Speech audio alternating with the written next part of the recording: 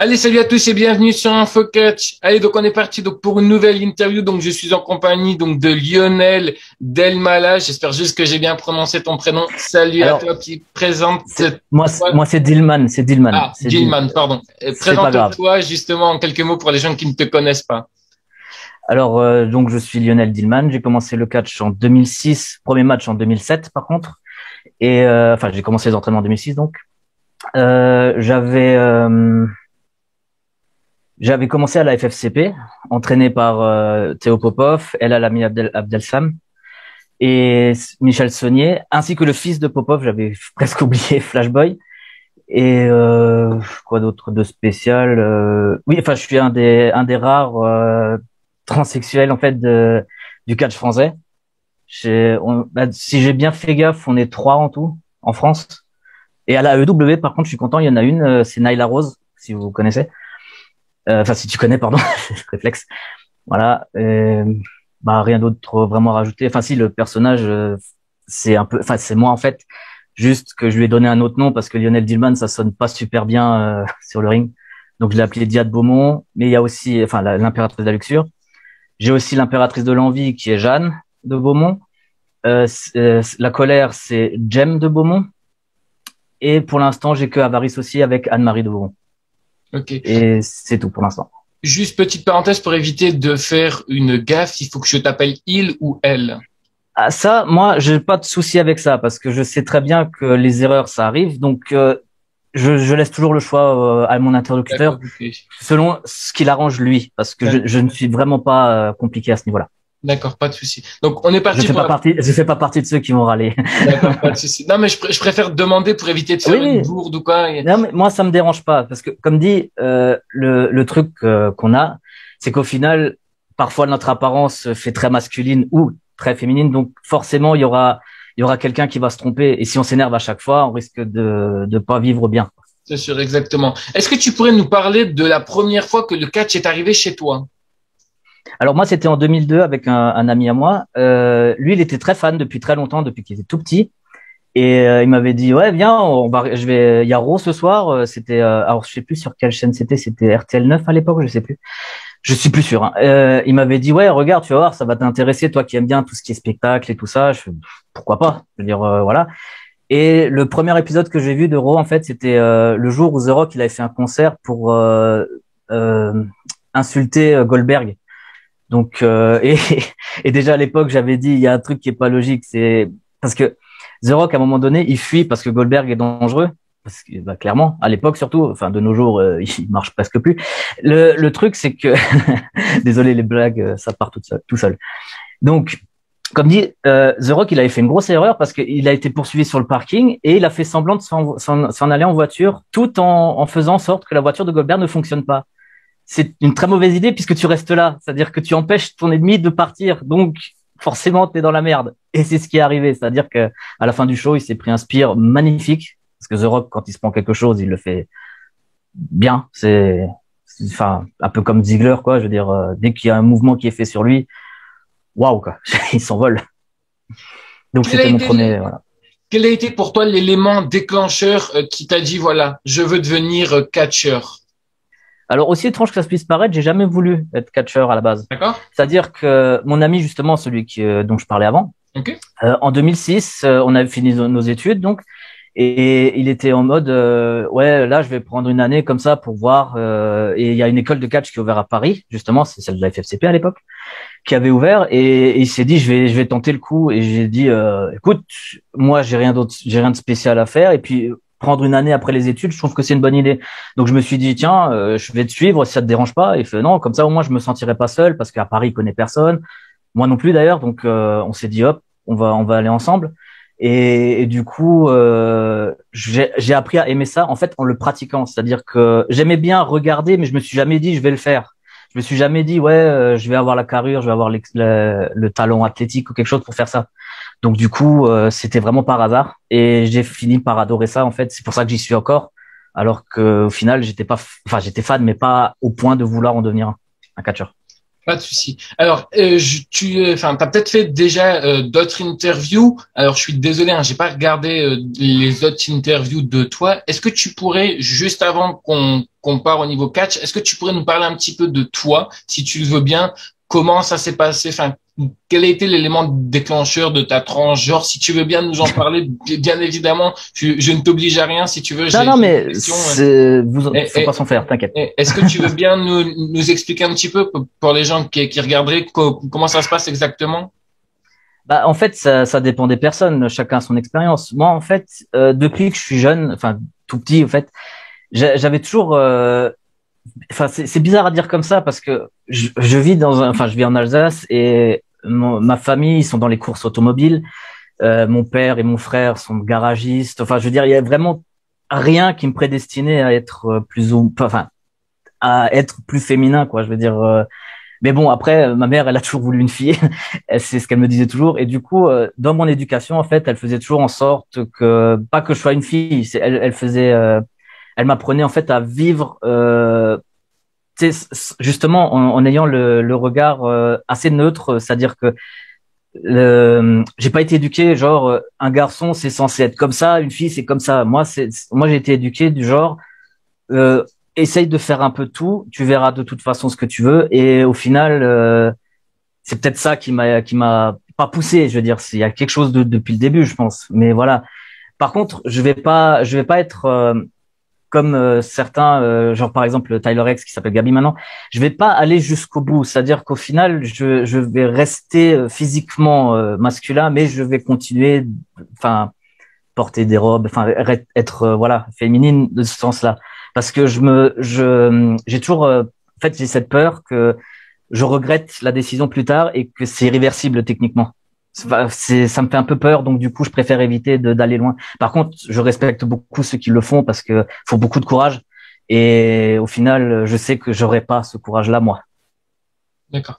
C'est peut-être des questions idiotes, hein, ce que je vais poser. Surtout, hein, si jamais il y a des choses que je ne veux, enfin que tu ne veux pas parler, on passe, il n'y a pas de problème. Parce que moi, je te dis, je suis quelqu'un sans filtre, donc peut-être que je vais peut-être mal prononcer. Donc non, je préfère te prévenir quand même. Est-ce que tu peux nous dire, est-ce que tu as déjà reçu des moqueries par rapport à ça, en fait? Par rapport à ta transgenre, que ça soit à l'école ou là actuellement dans le catch, ou alors on sait très bien que là maintenant en 2021, bon, enfin voilà, avec le mariage homosexuel qu'il y a déjà eu, c'est un peu, enfin c'est mieux, mais avant cela c'est encore malheureusement aujourd'hui réticent chez les gens que ça soit des mariages au niveau homosexuel par rapport à vous. Est-ce que tu peux un petit peu nous expliquer les moqueries que tu as eues?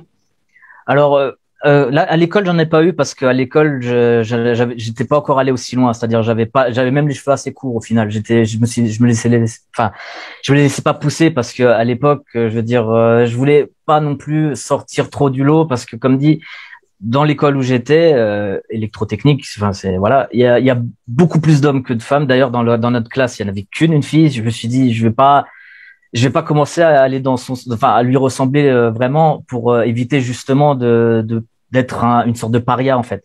Et alors c'était moi personnellement parce que mes amis ils sont au courant, enfin ils savent que voilà il y a quelque chose et ils m'ont jamais jugé sur ça. Ils ont toujours été très ouverts, ce qui m'avait beaucoup étonné aussi parce que on voit justement souvent à la télé, voilà, il y a eu des batailles, quelqu'un qui s'est fait taper dessus parce qu'il est différent, enfin voilà. Et c'est un peu comme justement le racisme ou quelque chose, c'est pareil. C'est juste que c'est pas dans le même domaine. C'est-à-dire que quand t'es, parce que je connais, hein, j'ai des amis noirs. On dirait le truc du je suis raciste, mais non, c'est pas ça. C'est-à-dire que eux aussi, ils ont ce problème-là. C'est quand ils arrivent à un endroit où ils sont seuls, avec le reste, c'est des blancs. Ils ont un stress par rapport à ce qu'on dit dans les médias et tout ça. C'est-à-dire qu'au final on entend souvent des personnes qui se sont fait taper dessus parce qu'elles sont noires, d'autres parce qu'elles sont maghrébines, d'origine maghrébine ou d'autres choses comme ça. Donc j'avais vraiment pas l'avantage avec ce que j'ai en fait, enfin la transsexualité en fait, c'est pas une maladie mais voilà, je dis ça comme ça. L'avantage avec ça, c'est qu'on peut le cacher si on le veut, vraiment. Donc à l'époque, comme j'étais même pas sûr en fait d'être vraiment comme ça, j'ai vraiment caché au maximum pour éviter tout problème. C'est vraiment en 2015 d'ailleurs, quand j'ai commencé le personnage. Alors je disais Travelo pour éviter, pour éviter de dire voilà, je me sens vraiment femme, je préfère être une femme. J'ai je disais juste non, je suis travesti, je suis un vrai mec, tu vois, je veux dire, pour éviter ce genre de moquerie. Donc j'avais pas vraiment de moquerie. Ils étaient juste un peu surpris du genre, mais t'es gay ou quelque chose. Et ça, non, je ne suis pas. J'ai aucun souci à être avec les deux sexes en fait. C'est plus bi quoi en fait. Et voilà. Mais voilà, ils étaient tous un peu choqués. Il y en a certains, ils ont assumé que j'étais gay par rapport à ça et sans me demander en fait. Mais ils avaient peut-être aussi peur de demander, ce que je peux comprendre. Parce que enfin, techniquement, ça se fait pas de demander la sexualité de quelqu'un. Je veux dire, voilà. Mais bon, ils auraient pu me le demander, mais ils le savaient pas. C'est ce qui est normal. Est-ce que tu pourrais, nous parler donc de tes parents? Comment ils l'ont appris que tu voulais devenir catcheuse ou catcheur? Désolé, excuse-moi. Et puis, par rapport au niveau aussi de ta transgenre. Alors bizarrement, a priori ça doit pas être si rare que ça. Ils l'ont très bien pris. D'ailleurs, mes tenues de catch que j'avais en tant que femme, hein, pas en tant qu'homme. En tant qu'homme, je cherchais des tenues. Enfin voilà, un pantalon que tu trouves dans un supermarché, c'est juste la bonne couleur ou quelque chose et c'était réglé. Mais pour les robes, en fait, c'est ma mère et mon grand-père qui me les fabriquaient. En fait, je leur donnais le tissu et je leur donnais les plans. Enfin, c'est moi qui faisais les dessins. Et après, il faisait la couture et tout ça. Mon grand-père et mon grand-père, lui. Évidemment, le fermier, il s'est dit, ça fait bizarre, mais ça peut être drôle. Enfin, voilà, en fait, il a réagi comme ça. C'est-à-dire qu'au final, il n'était pas du genre, c'est une honte ou quelque chose. Non. Et pourtant, il est né dans les années 30, je sais plus quand. Donc, franchement, c'est une des personnes, en fait, on s'attendait pas à ce genre de réaction, en fait. Alors, ma mère, elle a toujours été ouverte d'esprit, ça, c'est pas un souci. Et pour mon père, comme dit, quand tu sais, garagiste, pilote de course, ça fait peur et tout ça. Et au final, il s'est dit, bon, écoute, moi, je m'en fous. Tu fais ce que tu veux, c'est ta vie.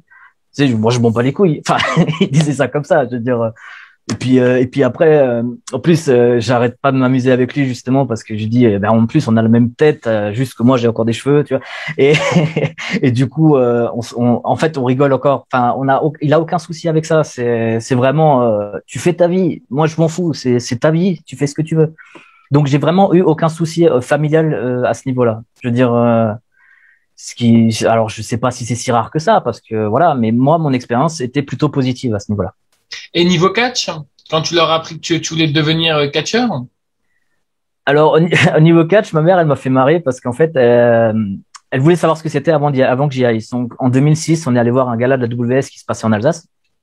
Et elle avait vu, elle avait dit, ah putain, ouais, c'est bien. Je veux dire, par contre, c'est pas un peu dangereux et tout ça. Je fais, a priori, si. Je veux dire, voilà, ça, en fait, d'ailleurs, c'est la première fois que j'avais vu celui qui s'appelle maintenant Louis Napoléon. À l'époque, il s'appelait le Ménestrel à l'époque. Et c'était un de ceux que j'avais retenu parce que justement, j'aimais bien son style, mais clairement, j'ai pas essayé de faire le même parce que je suis pas voltigeur du tout. Moi, je suis plus lutte en fait, parce que par rapport à mon passé justement j'étais boxeur, j'ai fait beaucoup de styles de combat différents, dont la lutte. Et du coup, c'était clairement pas fait pour moi. Ça. Moi, j'étais plus frappé la force, quoi, même si ça se voit pas forcément. Donc, et elle m'avait dit aussi que au final, vu que tout le monde est pilote de course, y compris elle a aussi fait des courses de voiture. Elle avait dit au moins t'as quelque chose de nous, quoi. Je veux dire, t'es au moins un peu taré parce que c'est un truc dangereux. Donc, elle a dit c'est bon. On t'a pas échangé à la maternité. Bon, déjà la tronche, ça a aidé pour le savoir, mais le truc, c'est qu'au final, non, c'est bon, parce que elle blaguait toujours sur ça. On a dû t'échanger, c'est pas possible. T'es pas du tout comme nous. Je veux dire, tu fais attention, t'es toujours bien, enfin, même au niveau des tâches quand j'étais tout petit, c'est un truc de ouf. Le truc, c'est quand j'étais tout petit, la moindre tâche, il fallait me changer complètement et il fallait que ce soit toujours monocouleur. C'est-à-dire que si j'avais un pantalon bleu, il fallait que le haut soit bleu. Si j'avais un pantalon rouge, il fallait que le haut soit rouge. J'étais chiant comme pas possible à ce qu'elle me disait. Elle me disait, putain, t'étais horrible. Et à chaque fois qu'il y avait ne serait-ce qu'une petite tache, une goutte d'eau que te tombe dessus, il fallait te changer complètement. C'est-à-dire que si c'était une tache sur le pantalon, on pouvait pas changer le pantalon sans enlever le t-shirt parce que ça sera pas la même couleur. T'étais chiant. Et elle me disait toujours, et moi, maintenant, ça me fait marrer. Je lui dis toujours, ouais, comme quoi, j'ai toujours été casse-couille. Franchement, moi personnellement, ça me fait plaisir hein, d'entendre qu'il y a des parents hein, qui comprennent bien évidemment leurs enfants. On sait que malheureusement, ce n'est pas souvent le cas. Il y a beaucoup de personnes qui sont homosexuelles ou transgenres hein, qui se retrouvent malheureusement dans la rue. Est-ce que on peut parler d'enfants? Est-ce que si un jour tu as des enfants ou alors si tu souhaites adopter des enfants, alors je ne sais pas encore une fois, je suis désolé, je ne sais pas comment ça se passe. C'est pas grave, c'est pas grave. Tu pourrais aussi nous expliquer si tu le veux bien. Est-ce que tu souhaiterais qu'ils deviennent catcheurs? Si oui, à quelles conditions? Sinon, pourquoi? Alors moi, franchement, je ferais comme mes parents en fait, c'est-à-dire que mes parents ils m'ont dit tu fais ce que tu veux dans ta vie. Du moment que tu te retrouves pas dans la merde, quoi. Je veux dire, tu sais, si tu commences à avoir un problème d'argent et tout ça, c'est que tu as peut-être fait le mauvais choix. Mais par contre, on te laissera faire tes erreurs, on te laissera faire ton chemin. Et si jamais, par contre, il y a un problème, on t'aidera. D'ailleurs, ma mère et mon père m'ont beaucoup aidé quand justement il y avait quelques problèmes financiers, ce qui peut arriver. Hein, je veux dire, surtout 2020. Là, c'est horrible.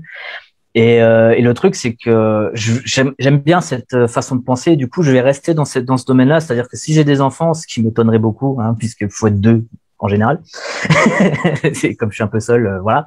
Le truc, c'est que moi, comme dit, j'essaierai d'éduquer de la même façon, c'est-à-dire vraiment dans le sens où c'est ta vie, tu en feras ce que tu veux. Si tu veux des conseils, tu nous demandes, il n'y a pas de souci. On sera là, on sera à ton écoute tout le temps. Et voilà. Et moi, je veux être pareil, en fait. C'est-à-dire qu'au final, l'écoute, c'est important. Et d'ailleurs, j'ai fait même des études en psychologie par rapport à ça.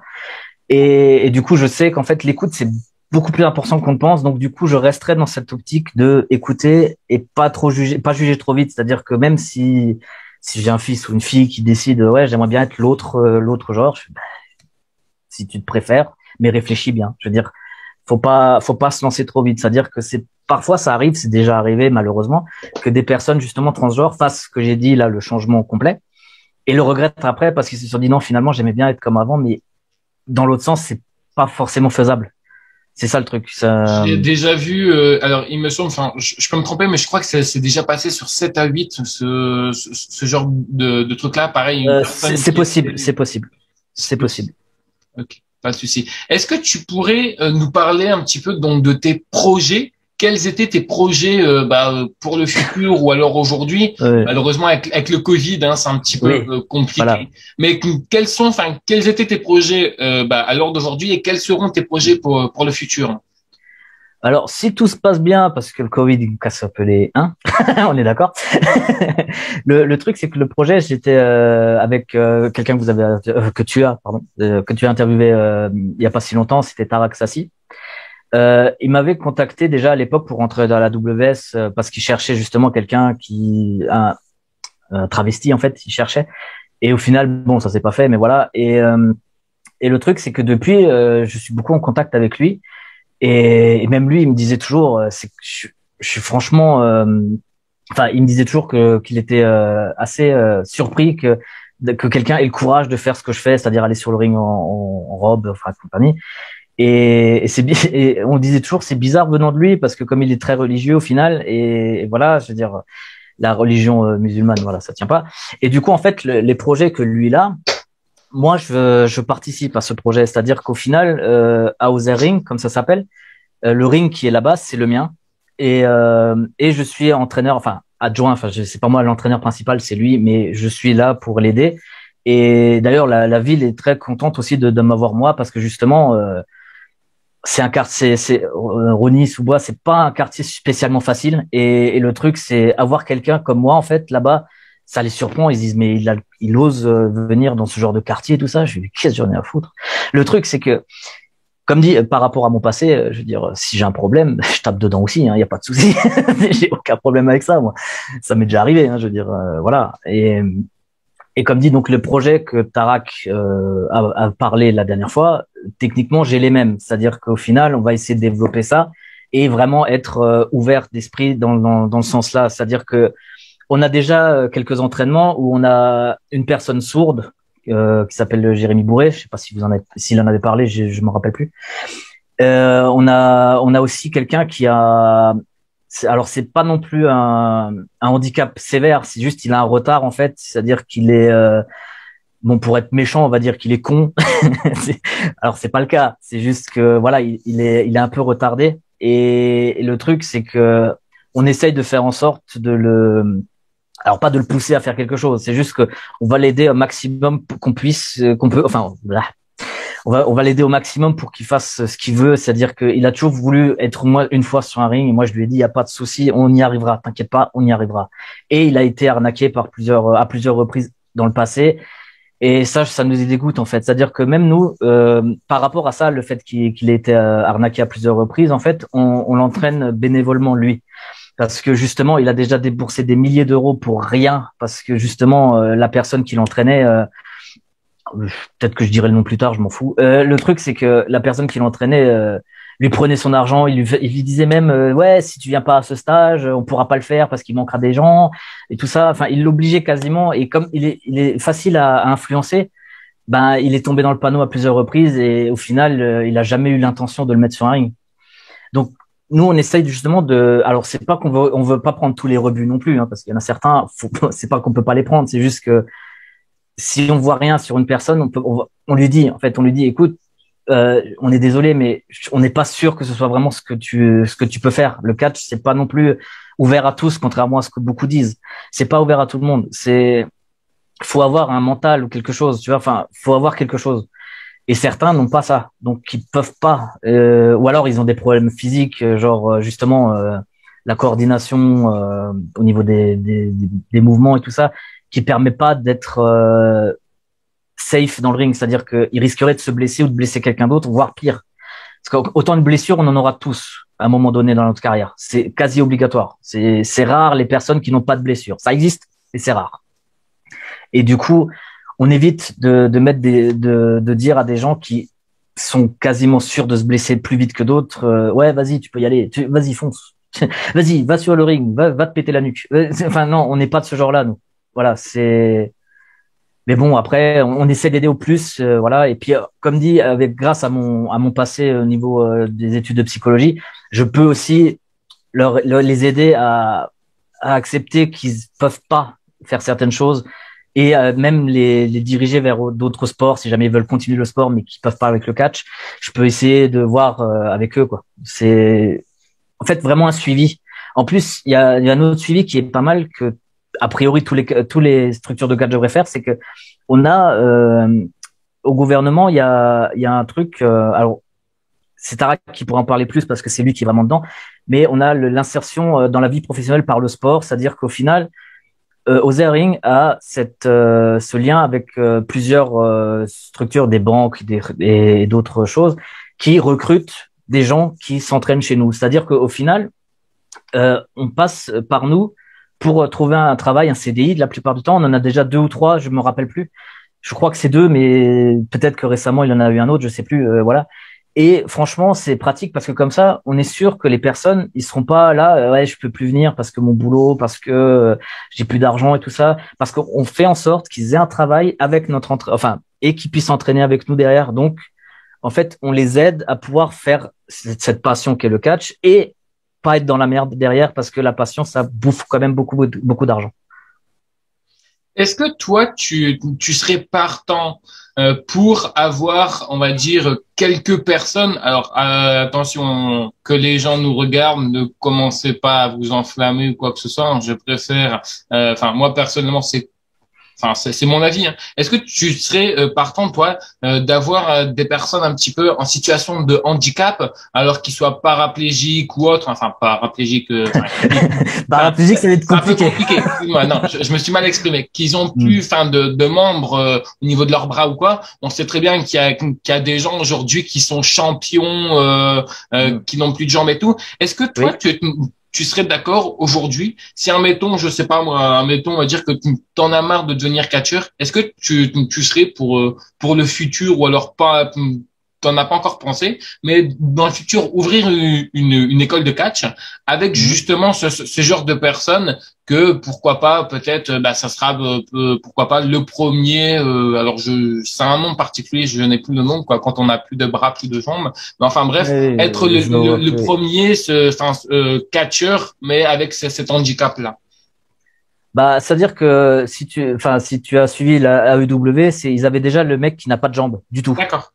Ils avaient déjà un mec comme ça qui a catché dans une Battle Royale ou un Royal Rumble qu'ils ont fait. Et voilà. Et j'ai aussi vu, alors je sais plus si c'était à la Ring of Honor ou quelque chose, quelqu'un qui a, en fait, son bras gauche, il est quasi paralysé, donc il peut presque plus bouger. Donc quelque part, il a un handicap assez sévère parce que c'est pas facile de catcher avec un seul bras. Déjà avec deux, c'est pas facile d'avoir avec un. Voilà.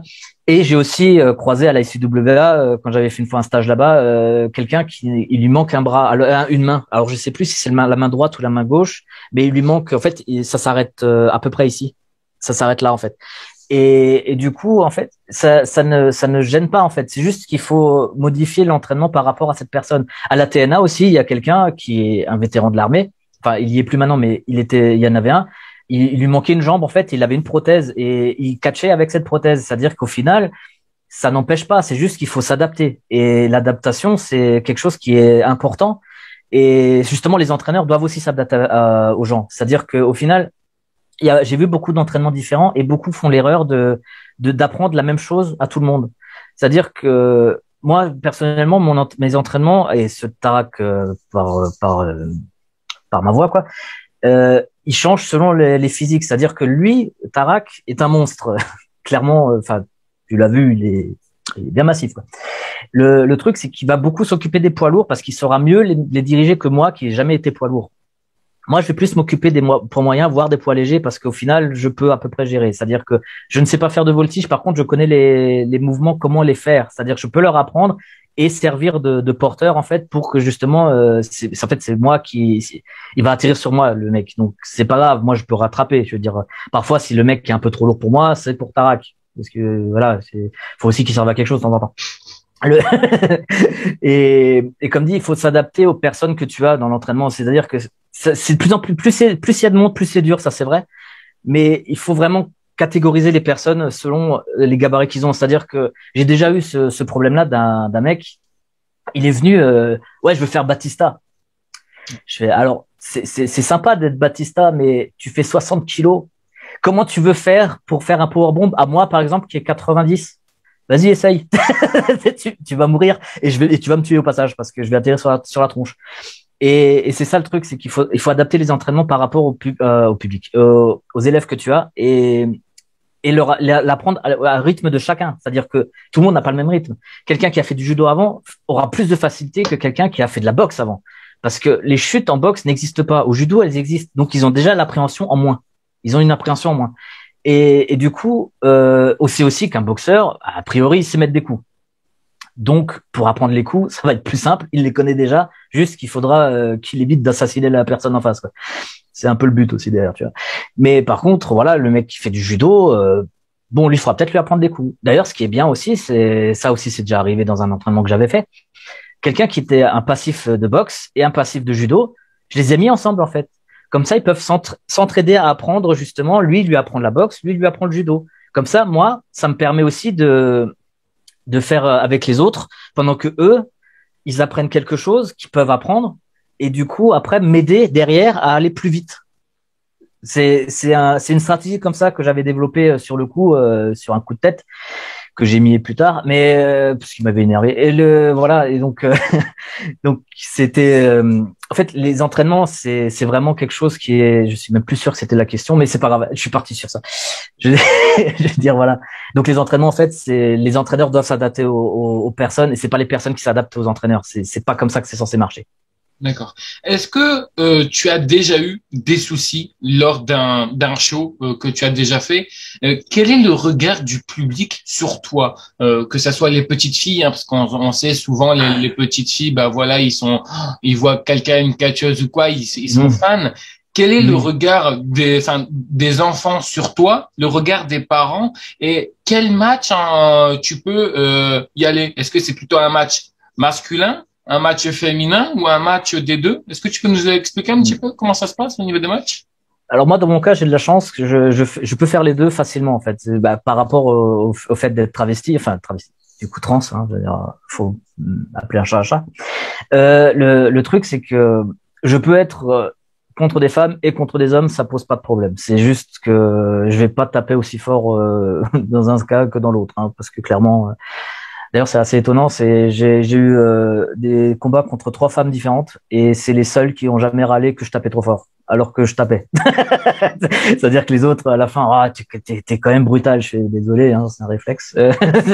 C'est le métier qui rentre, comme on dit. Si tu voulais pas prendre des coups, bah fallait pas venir. Tu vois je veux dire, je le dis souvent. Je veux dire, si t'es pas apte à prendre des coups, mec, t'as rien à foutre là. Je veux dire, clairement, il y en aura toujours qui vont te tester, qui vont tester tes limites, qui vont voir si vraiment tu as quelque chose à foutre là-dedans, parce qu'il y a quand même encore des gens qui sont à l'ancienne à ce point-là. Parce que de nos jours, c'est vraiment non, mais tout le monde peut rentrer, il y a pas de souci. C'est bisounours ici, tu vois.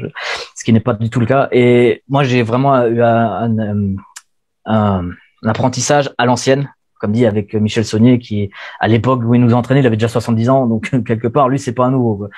Je veux dire, voilà. Et bon, il est mort maintenant d'ailleurs. Enfin, pour l'instant. Le truc, c'est que au final, les cours, enfin je sais plus la question. La question, alors je vais te la reposer. Oui, ah oui, oui, les enfants et les voilà, c'est bon, j'ai retrouvé. Désolé, je suis parti en couille. Ça m'arrive souvent, je suis désolé. C'est pas grave, non, mais c'est pas grave. Alors, le truc, c'est que au final, le regard des gens, j'aime bien parce qu'au final, quand je rentre, ils ont tout de suite waouh, la robe et tout ça. Et après, quand je commence à avancer, à m'approcher, ils font, mais est-ce que c'est vraiment une femme? C'est un homme? Ils sont là, Ouais. c'est quoi?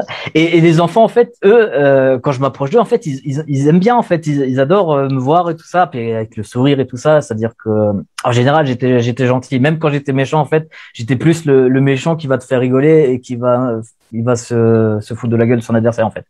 Donc les enfants adoraient ma façon d'être et les adultes, ils étaient toujours vache, c'est impressionnant. Je veux dire, voilà, c'est donc en fait les réactions étaient souvent positives. Hein. Je veux dire, c'était assez étonnant. Je me suis dit bon, moi au début, comme dit, le stress du merde, ils vont réagir comment les mecs et au final, bah ça s'est bien passé. D'ailleurs, la première fois où je l'avais fait, c'est une petite anecdote à la con. Première fois que j'avais fait. Comme j'étais un gentil, à la fin, on était allé voir les gens pour parler, pour les autographes et tout ça. Et à un moment donné, je m'étais assis sur une chaise pour manger un petit truc parce que j'avais la dalle. Et je vois un homme assez vieux comme ça qui me regardait, tu sais, il fait ah, et puis moi j'avais je suis parti dans le vestiaire parce que j'avais peur. Je me suis dit ça y est, j'ai une touche, faut que je me barre. J'ai pas envie j'ai pas envie d'avoir de problème, tu vois. Et bon, bah, c'était la première fois aussi que je le faisais, donc j'arrivais pas encore à gérer. Et par la suite, ça s'est très bien passé parce que même maintenant, en fait, ce que je fais avec la personne de la luxure, pas avec les autres, c'est que, enfin si, avec l'envie aussi, je sais pas pourquoi. En fait, je vais dans le public et je m'approche d'hommes en fait, et je leur propose de m'embrasser en fait. Et le pire, c'est qu'il y en a maintenant en fait, maintenant que je commence à être un peu connu, il y en a qui m'appellent pour que je le fasse. C'est-à-dire qu'au final, maintenant, des parfaits inconnus, je ne connais pas du tout cette personne. Je viens, je lui roule une galoche et je me casse. Je fais bon. Alors, au début, ça me gênait. C'est pas que ça me gênait, c'est qu'au début, je voulais faire la blague du genre, tu veux un câlin de moi, tu vois. Je voulais leur faire peur, en fait. Et au final, ça s'est retourné contre moi, c'est-à-dire qu'il y en a certains, ils ont accepté, il y en a d'autres qui ont, il y en a même un qui fait du catch aussi, qui était dans le public une fois, et je me suis approché de lui parce que lui, je le connais, je me suis dit bon, je vais arrêter de me taper tous ceux que je connais pas, je vais essayer de voir avec quelqu'un que je connais, tu vois. Et du coup, lui, je le connaissais et il faisait non, et comme il savait chuter, en fait, il avait fait en sorte de tomber avec sa chaise. Ça a fait marrer tout le monde et je fais putain, il m'aide beaucoup ce mec, il m'aide parce que du coup, ça fait le côté drôle, tu vois. Et du coup, il est tombé comme une merde. C'était génial. Les enfants, ils adorent. Tu as jamais eu de problème, que ça soit lors d'un show ou quoi que ce soit, quelqu'un qui est venu, qui n'a qu'au début, enfin, qui a pas bien compris, hein, tu vois, comme tu dis à chaque fois, si les gens te regardent un peu bizarrement, t'as jamais eu de problème, quelqu'un qui est venu te voir en te disant, ah d'accord, ok, eh ben en fait non merci, je pense qu'on va aller voir quelqu'un d'autre. Peut-être pas qu'on t'a dit clairement comme ça, mais peut-être tout bas ou quoi que ce soit. Est-ce que tu as déjà eu ce genre de dans un show ou quoi que ce soit? Non, j'ai jamais eu ce problème. Alors je sais pas, je suis peut-être quelqu'un de très chanceux, c'est peut-être ça, mais j'ai jamais eu de personnes qui sont venues me voir avec le dégoût ou quelque chose. Enfin, il y a jamais eu personne qui. Alors des messes basses, je pense qu'il y en a eu. Ça, c'est quasi obligatoire. C'est juste que ils sont jamais venus vers moi. Certains, voilà, peut-être que certains étaient là, genre, ah non, je vais pas aller vers lui, bizarre ou quelque chose. Bon, ça peut se comprendre, hein. Je veux dire, j'ai pas de problème avec ça.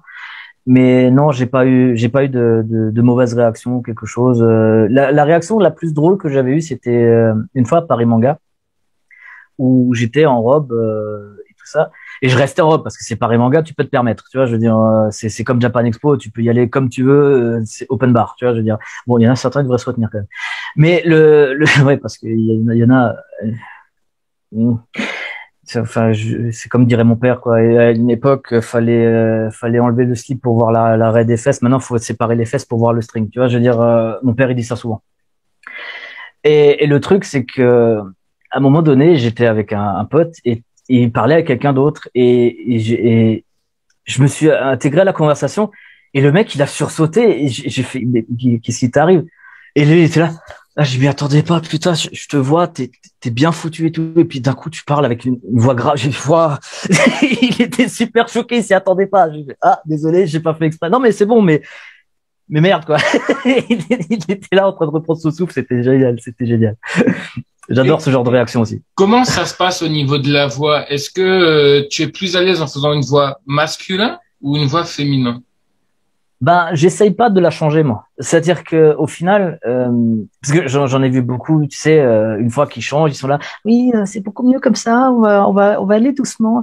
Moi, non. C'est-à-dire qu'au final, le truc, c'est que si ma voix change par un moment, ça peut arriver. Hein, je m'en fous.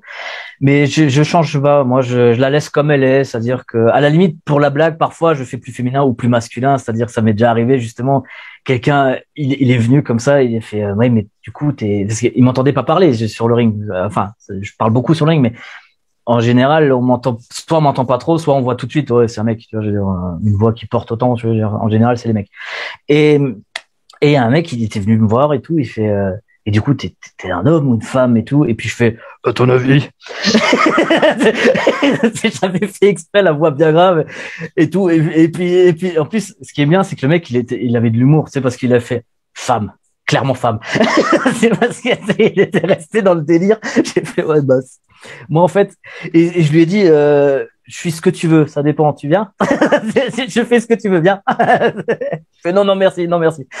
Justement, par rapport à ça, comment ça se passe en fait les couples? Enfin, est-ce que tu veux bien nous raconter au niveau des relations? Enfin, tu disais que tu étais à l'aise avec les deux, mais en général, Oui. en fait, comment ça se passe? Est-ce que les gens sont au courant tout de suite quand, enfin, tout de suite, enfin, je vous dis pas que vous faites, voilà, les galipettes tout de suite, mais comment ça se passe exactement? Est-ce que tu le préviens et en général, comment ça se passe quand tu flirtes avec quelqu'un? Bah, déjà, j'ai tendance à pas comprendre, en fait. C'est-à-dire que je suis quelqu'un de très con à ce niveau-là. C'est-à-dire que, au final, c'est pas moi qui flirte avec les gens parce que justement, j'ai pas de, alors c'est pas que j'ai pas envie de rester, j'ai pas envie de rester seul, ça c'est pas la question, mais j'ai jamais osé faire le premier pas en fait, et en fait en général c'est eux qui viennent, c'est-à-dire d'ailleurs beaucoup plus de femmes que d'hommes, c'est ce qui est plutôt pas mal, hein, ça dépend des points de vue, mais moi je suis d'accord avec les deux, hein, je veux dire. Sauf que j'ai cette tendance à être quelqu'un qui ne comprend absolument pas les messages.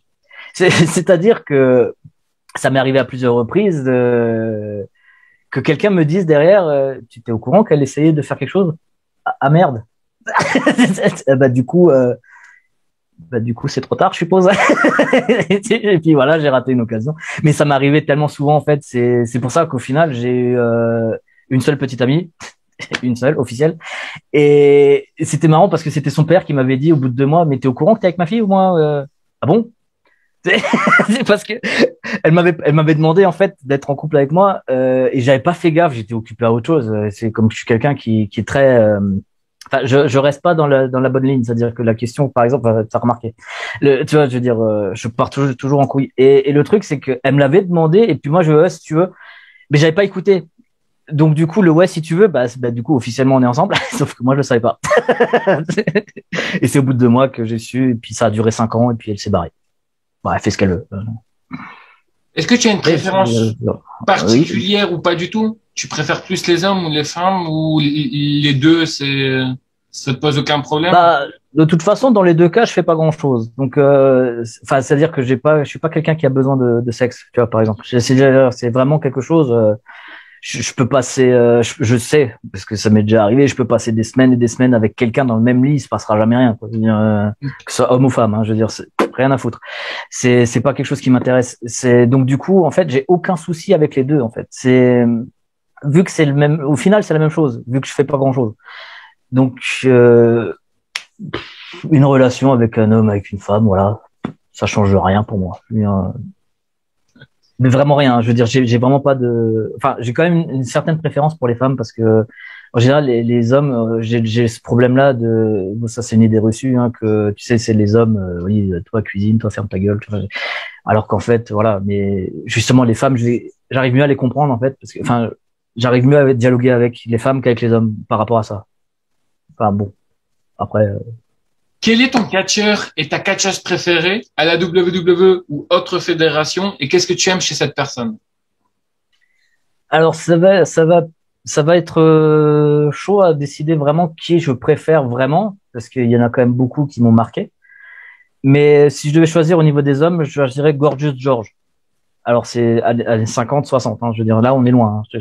On est parti dans et Gorgeous George pour une raison c'est simple. C'est un de ceux qui a créé ce que le catch est aujourd'hui. C'est-à-dire qu'au final le catch avant c'était vraiment très lutte.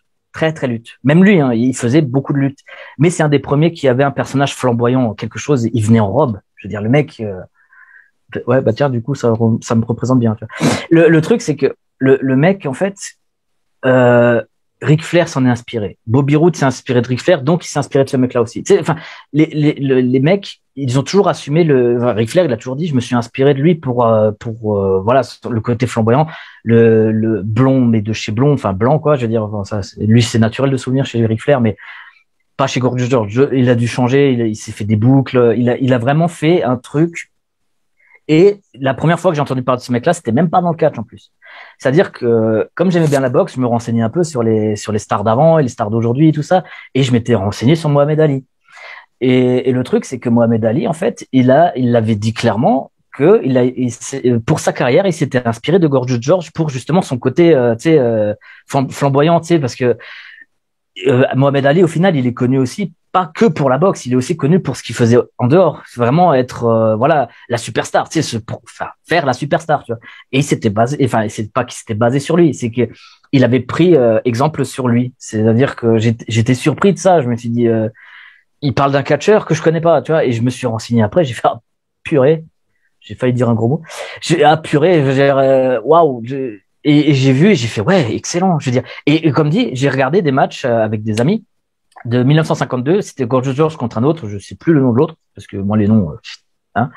Et en fait, on avait vu, c'était limite si on se disait, mais c'est Ric Flair des années 50 en fait.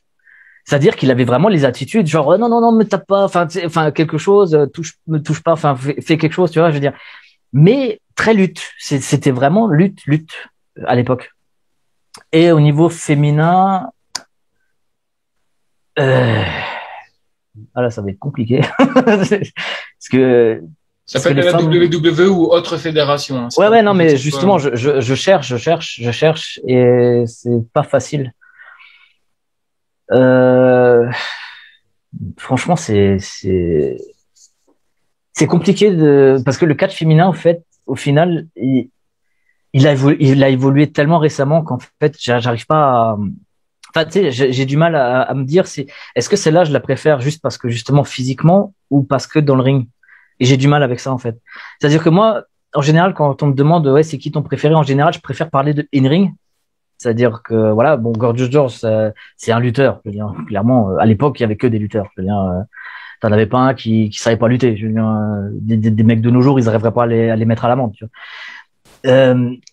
Mais après, j'ai beaucoup de mal avec les femmes parce que c'est assez récent. Justement, les Charlotte Flair, les Sasha Banks, les Bayley et tout ça, c'est récent. Gail Kim, par exemple, c'est une des pionnières au final. À la TNA, elle avait fait un travail monstrueux avec Awesome Kong. Je veux dire, ces deux-là, en fait, tu vois, je peux pas en choisir une parce que elles sont tellement importantes, celles qu'on a en ce moment, que si t'en choisis une, est-ce que tu vas pas réduire l'impact des autres, sachant que c'est assez récent qu'on les met vraiment en avant. C'est-à-dire qu'au final, voilà, mais voilà, ouais, on va dire Shana, ça ira plus vite. J'adore cette meuf. J'avais croisé dans un vestiaire une fois, j'ai bien marré avec. Sympathique, comme tout.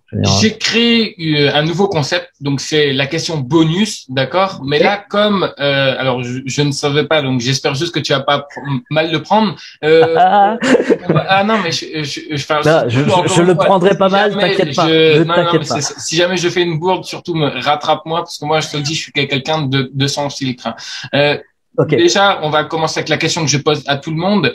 Quel est ton catcheur et ta catcheuse que tu aurais aimé affronter si tu aurais pu affronter quelqu'un si aujourd'hui tu serais à la WWE? Ça peut être une catcheuse qui est morte actuellement, ça peut être une catcheuse qui est vivante mais qui est autre part. Enfin bref, je te donne une baguette magique. C'est moi, voilà, c'est moi le promoteur de la WWE et tu me dis qui tu vas affronter. Même une catcheuse, je sais pas moi, une personne qui n'aime pas du tout la WWE, mais une personne que tu voudrais affronter aujourd'hui à la WWE.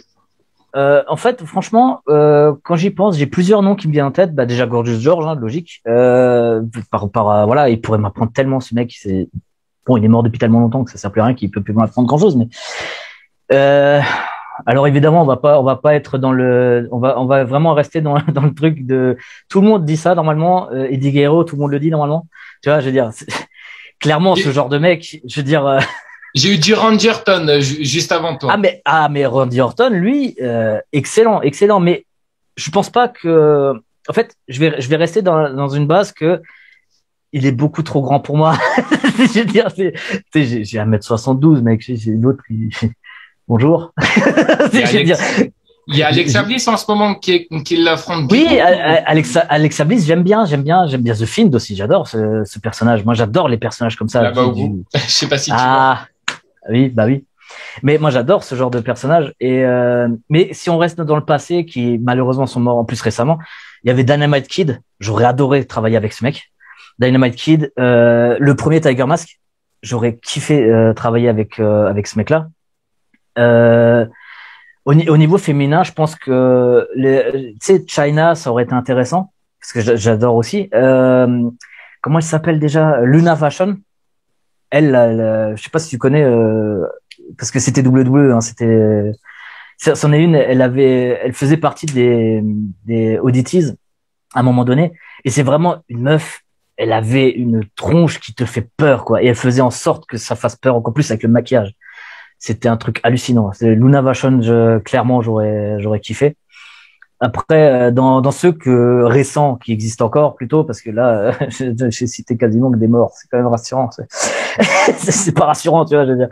Mais franchement, de nos jours, il y en a tellement. Il y a tellement de choix. Je veux dire, il y a des monstres techniques, il y a des monstres de voltige que j'arriverai même pas à suivre. J'essaierai même pas de les suivre. Que tu aurais envie, mais que tu sais très bien que ça pourra jamais arriver. Même si c'est arrivé, tu te sentirais mal parce que, mec, je suis désolé, mais tu vas devoir ralentir parce que je suis lent. Tu es trop rapide, je n'arriverai pas à te suivre. Je veux dire, franchement, de ce côté-là, Randy Orton, c'est pratique parce qu'au final, c'est pas qu'il est lent. Il peut être rapide s'il veut. Je veux dire, le RKO, il te le fait, mais à une vitesse. Il y a des moments, tu fais, mais comment t'as fait pour le faire aussi précis? Je veux dire, merde, comment t'as fait? Et voilà, je veux dire, Mais de nos jours, franchement, j'adorais être avec à peu près tout le monde, les Cody Rhodes, son frère aussi, j'allais dire Goldust, mais si je pense que si je l'appelle comme ça, il va s'énerver. Du coup, c'est Dustin, lui. Ouais, c'est Dustin. Dusty, c'était son père. J'ai toujours du mal avec ces deux noms. Donc Dustin. Après, t'as des Darby Allin, ça me plairait aussi parce que lui, au moins le gabarit, ça va. Je pense que je peux le maîtriser. Je veux dire, au final, il a pas un gabarit impressionnant, mais par contre, il fait des trucs qui me font peur pour lui, en fait. Si tu devais t'affronter toi-même pour la deuxième question bonus, si tu devais t'affronter toi-même, comment tu te battrais? Ah, je me pèterais la gueule. je me pèterais la gueule. En fait, les matchs que je me souviens le plus à l'époque quand je débutais, c'était ceux avec Striker qui était à la WS à un moment. Je crois qu'il a arrêté la carrière à cause d'un problème de santé. Alors je sais plus, hein, peut-être qu'il va revenir, je sais pas, mais en tout cas un problème de santé a fait qu'il a dû arrêter un long moment. Et en fait, lui, je me rappelle de mes matchs avec lui parce que lui, il a fait de la boxe, j'ai fait de la boxe. Donc, on était en mode, on peut se mettre sur la gueule. Il y a pas de souci. Je veux dire, tu sais, ouais, vas-y, lance-toi. Tu sais, je veux dire, à un moment donné, on avait même fait une blague. C'est-à-dire, on était arrivé dans un lieu et on avait trouvé une poubelle, tu sais, en métal, tu sais, pas très grande, tu sais, c'est cette taille, quoi, la poubelle, tu vois. Et elle était orange, ça nous est marré déjà, et c'était en métal, et on s'est regardé. On savait qu'on avait un match l'un contre l'autre ce jour-là, on s'est regardé avec un grand sourire. Ouais, on va s'en servir, clairement. Et en fait, on a décidé de se faire un pari, c'est-à-dire que on va tous les deux se mettre un coup dessus, c'est-à-dire lui d'abord ou moi d'abord, on s'en fout, et après l'autre, tu vois. Et on regarde lequel a fait la plus grosse bosse dans la poubelle. À ce moment-là, j'ai gagné parce que moi, je pense qu'il avait hésité parce que physiquement, lui, il est plus impressionnant que moi, donc il a peut-être eu peur de me faire vraiment mal, tu vois. Enfin, de me défoncer. Donc, lui, au final, sa bosse était pas fort. Mais par contre, moi, j'en avais rien à foutre. Je dis, non, si tu supportes pas, tant pis, on arrête le match là. Je l'ai mis, la poubelle était complètement pliée. Du coup, j'avais gagné sur le coup. Il me l'a bien rendu par la suite parce que l'escalier, je l'avais pas vu venir. Et donc, voilà. Et franchement, ces matchs sont mémorables aussi par rapport au public parce que ma mère était dans le public. Elle avait dit, ces matchs-là, je les ai adorés parce que, contrairement aux autres, il n'y avait pas de retenue et ça se voyait. Tu sais, tu sentais vraiment un combat. C'est quelque chose qui me manque beaucoup aujourd'hui, en fait. Et elle m'avait dit, on avait vraiment l'impression que c'était un combat et c'était beau à voir. C'était très beau à voir. Justement, tu parles de retenue. Est-ce que tu leur demandes à tes adversaires de ne pas se retenir? Est-ce que la plupart de tes adversaires se retiennent ou pas? Alors le truc, moi, ce que j'aime bien dans le catch, comme dit, c'est que au final, les coups, ils doivent paraître le plus réels possible. Ça, on est d'accord. C'est-à-dire, ils sont réels. C'est juste que comme on doit catcher toutes les semaines pour beaucoup, pas en ce moment, mais beaucoup catchent toutes les semaines, donc on peut pas se permettre de faire un match de boxe. C'est-à-dire un match de boxe, t'en as un tous les 2-3 mois parce que t'as le soin qui va avec, parce que les mecs ils sortent, ils ont des têtes énormes, tu vois. Je veux dire, de ce côté-là d'ailleurs, j'ai eu de la chance. Tu vois, ils ont des trucs gonflés et tout ça, et tu peux pas te permettre de faire ça toutes les semaines, sinon ton corps au bout d'un an abandonne, quoi, il arrête. Et ce que je dis par contre à mes adversaires en général, je leur dis, je préfère me prendre un coup 100% réel qu'un coup qui a l'air faux. C'est-à-dire que il y a toujours le contact, il sera toujours là. C'est-à-dire qu'il y aura toujours un contact et même The Miz, il peut te le confirmer. Il y a une dent qui est partie pendant un match contre Styles. Tu vois, je veux dire, sa dent elle est partie, c'est que le combat était réel quand même. Tu vois. Le truc c'est que moi, je préfère largement avoir mal, mais que visuellement ce soit magnifique, que quelqu'un qui je peux pas et il s'arrête ou il ralentit et le public il dit c'est faux, c'est de la merde, tu vois. Donc franchement, je le dis toujours, je préfère m'en prendre une vraie que de m'en prendre une fausse. Enfin, qu'il n'y en ait pas de vrai, qu'il y ait rien de vrai. Mets-moi en une, pas grave. J'encaisse. J'ai fait de la boxe, je m'en bats les couilles. Pas les couilles. Voilà. Est-ce que tu pourrais rassurer les parents qui nous regardent actuellement ou même pas les parents, mais toi avec tes propres mots, est-ce que tu pourrais rassurer parce qu'en fait, on sait que beaucoup d'enfants aiment bien devenir catcheurs. Ah. Quel est toi, enfin, comment dire? Qu'est-ce que tu pourrais dire aux parents pour qu'ils laissent leur enfant devenir catcheur avec un peu ce qu'on voit à la télé, hein, tout ce qui est coup de chaise, ça peut faire peur. Hein, je pense que tu peux comprendre. Mais toi, avec tes propres mots à toi, qu'est-ce que tu pourrais leur dire à ces parents qui nous regardent pour les rassurer? Alors déjà, de pas les envoyer vers une école qui apprend les coups de chaise. C'est parce que si tu commences direct avec des coups de chaise dans la gueule, tu vas pas aller loin. C'est clairement. Ça, c'est pas le genre de truc que tu fais dans la première année. Hein. Ça, c'est sûr. Ça, c'est moi, mon premier match hardcore, c'était la 3e année que je faisais du catch, enfin, que j'étais sur le ring. Pas les entraînements, parce que les entraînements, ça faisait 4 ans. Mais voilà, tu vois, je veux dire.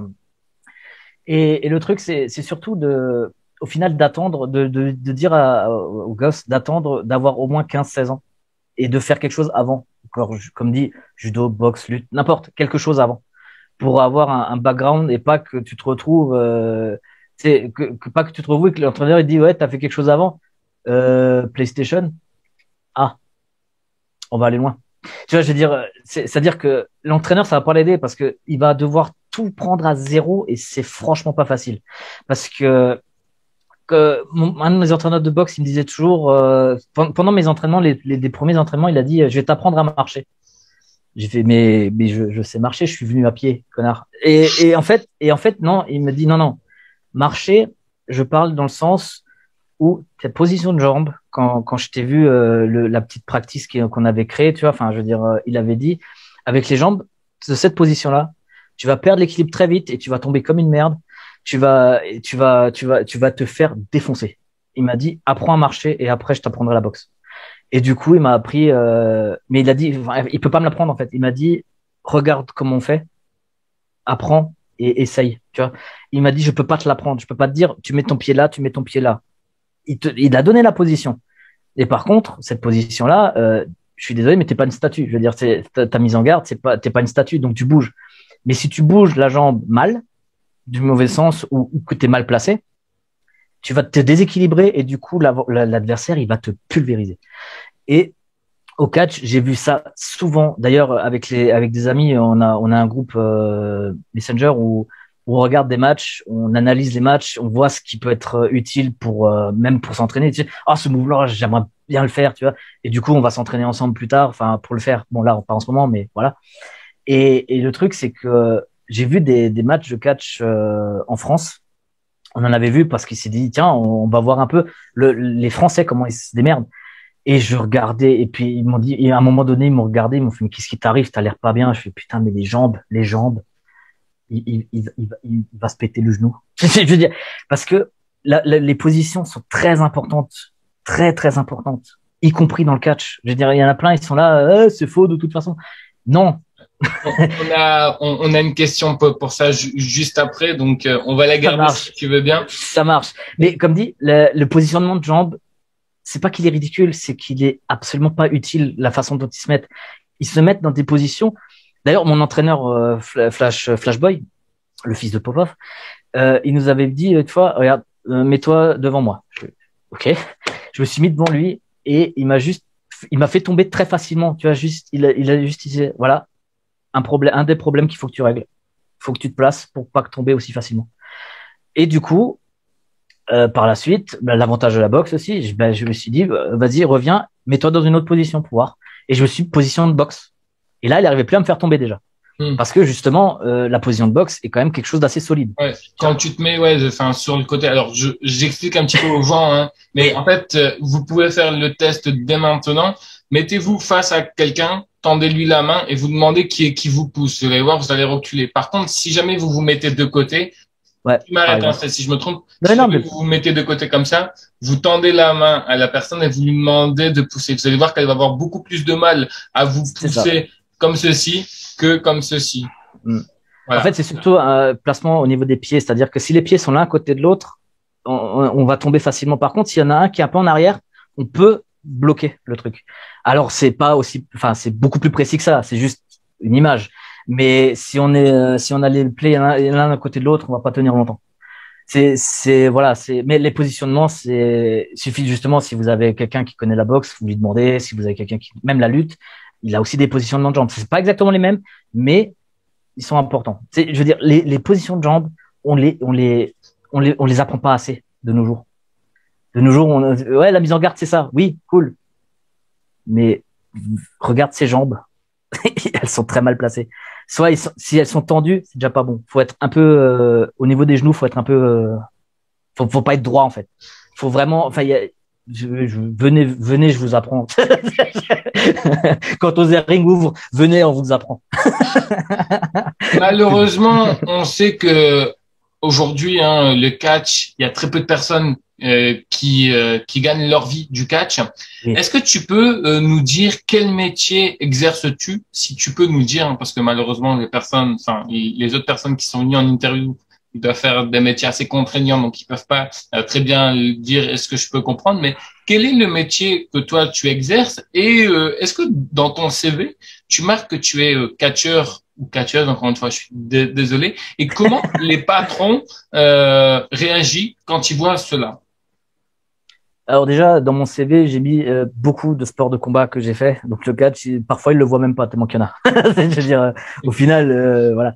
Et au final, quand tu vois le reste, ouais, on va pas se foutre de sa gueule avec le catch parce qu'il peut peut-être nous péter la gueule par rapport aux autres. Parce que il y en a plein et justement, ils voient catch, tu fais ah, c'est le truc, oui, c'est le truc, viens. Viens. Viens voir, viens. Le truc où si tu me fais chier, je te mets un RKO en 2-2. Non, le RKO, c'est pas une prise très utile dans la rue. Clairement, c'est pas. Le spear, alors, non? Le spear, ça peut être bien pour mettre quelqu'un au sol, mais franchement, alors c'est le STO. Ça, c'est très efficace. En fait, le STO, c'est une prise qu'on apprend même au judo. En fait, c'est quand on a le bras au niveau de l'épaule. Ah oui, oui. Et on fait un croche-pied en même temps. Ouais, j'ai déjà fait du judo, donc oui, je vois. Ça marche très bien. ça marche très bien. Et quand Brock Lesnar le fait, j'ai toujours peur pour l'adversaire. Il va le tuer. Enfin, à l'époque. Il le fait plus. Mais quand il le faisait à l'époque, je me suis dit, oh, ça, il a dû le sentir passer. Et, mais en fait, comme dit, le CV que j'ai écrit, il y a écrit boxe française, anglaise, il y a jiu-jitsu, boxe, enfin non, boxe c'est déjà dit, capoeira, bon, pas longtemps parce que je suis une merde. Voilà. Il y a, non mais j'étais très mauvais. Hein. Je veux dire, il y a lutte, il y a grappling, et d'un coup t'as volleyball, tu fais what? Pourquoi du volleyball? Je veux dire, en général, on me pose la question, pourquoi t'as mis volleyball après tous les trucs combat? Ah, ben, si tu connaissais mon équipe, tu comprendrais. Et après, il y a écrit danse classique. Tu fais, oh, ok, ce mec est bizarre. Je veux dire, mais en fait, ce qui est marrant, c'est qu'à chaque fois, il fait, mais la danse classique, boxe, pourquoi? Et après, j'ai fait, te fous pas de la gueule, la danse classique, c'est le sport le plus difficile que j'ai jamais pratiqué. C'est le plus dur. Je te jure que c'est le plus dur. C'est incroyablement précis. Tu peux pas faire n'importe quoi. Et, wow, putain, et la prof, oh la vache, à un moment donné, elle fait, oh, on va travailler ta souplesse. Mais ça va, je suis assez souple. On va travailler la souplesse. Ok. Et à un moment donné, elle prend ma jambe. Ah j'ai fait ma jambe. Qu'est-ce que tu fais? Tu vois, t'es pas encore assez souple. Ouais, merci. Et c'était vraiment très dur. Et ça m'a beaucoup aidé d'ailleurs pour le catch aussi de la danse classique parce qu'au final, la danse classique, ils ont des positions qui te donnent beaucoup de puissance. C'est-à-dire que alors je préviens tout de suite les gens. Si jamais vous voyez un danseur classique, vous foutez pas de sa gueule. Parce que son pied, vous allez même pas le voir venir, il va arriver dans votre gueule avec une puissance. Je vous jure que ça fait mal. Ils ont une force dans les jambes, ces mecs-là. Et les femmes aussi. Hein. Je veux dire, les femmes, je sais pas si t'as déjà vu un peu de danse classique. Mais j'ai plutôt vu du patinage artistique. Bah, c'est pas spécialement différent au niveau des positionnements, justement. Enfin, si, quand même, parce que tu glisses en même temps. Mais le truc, c'est que ils n'ont pas besoin de beaucoup d'élan pour faire des bonds monstrueux.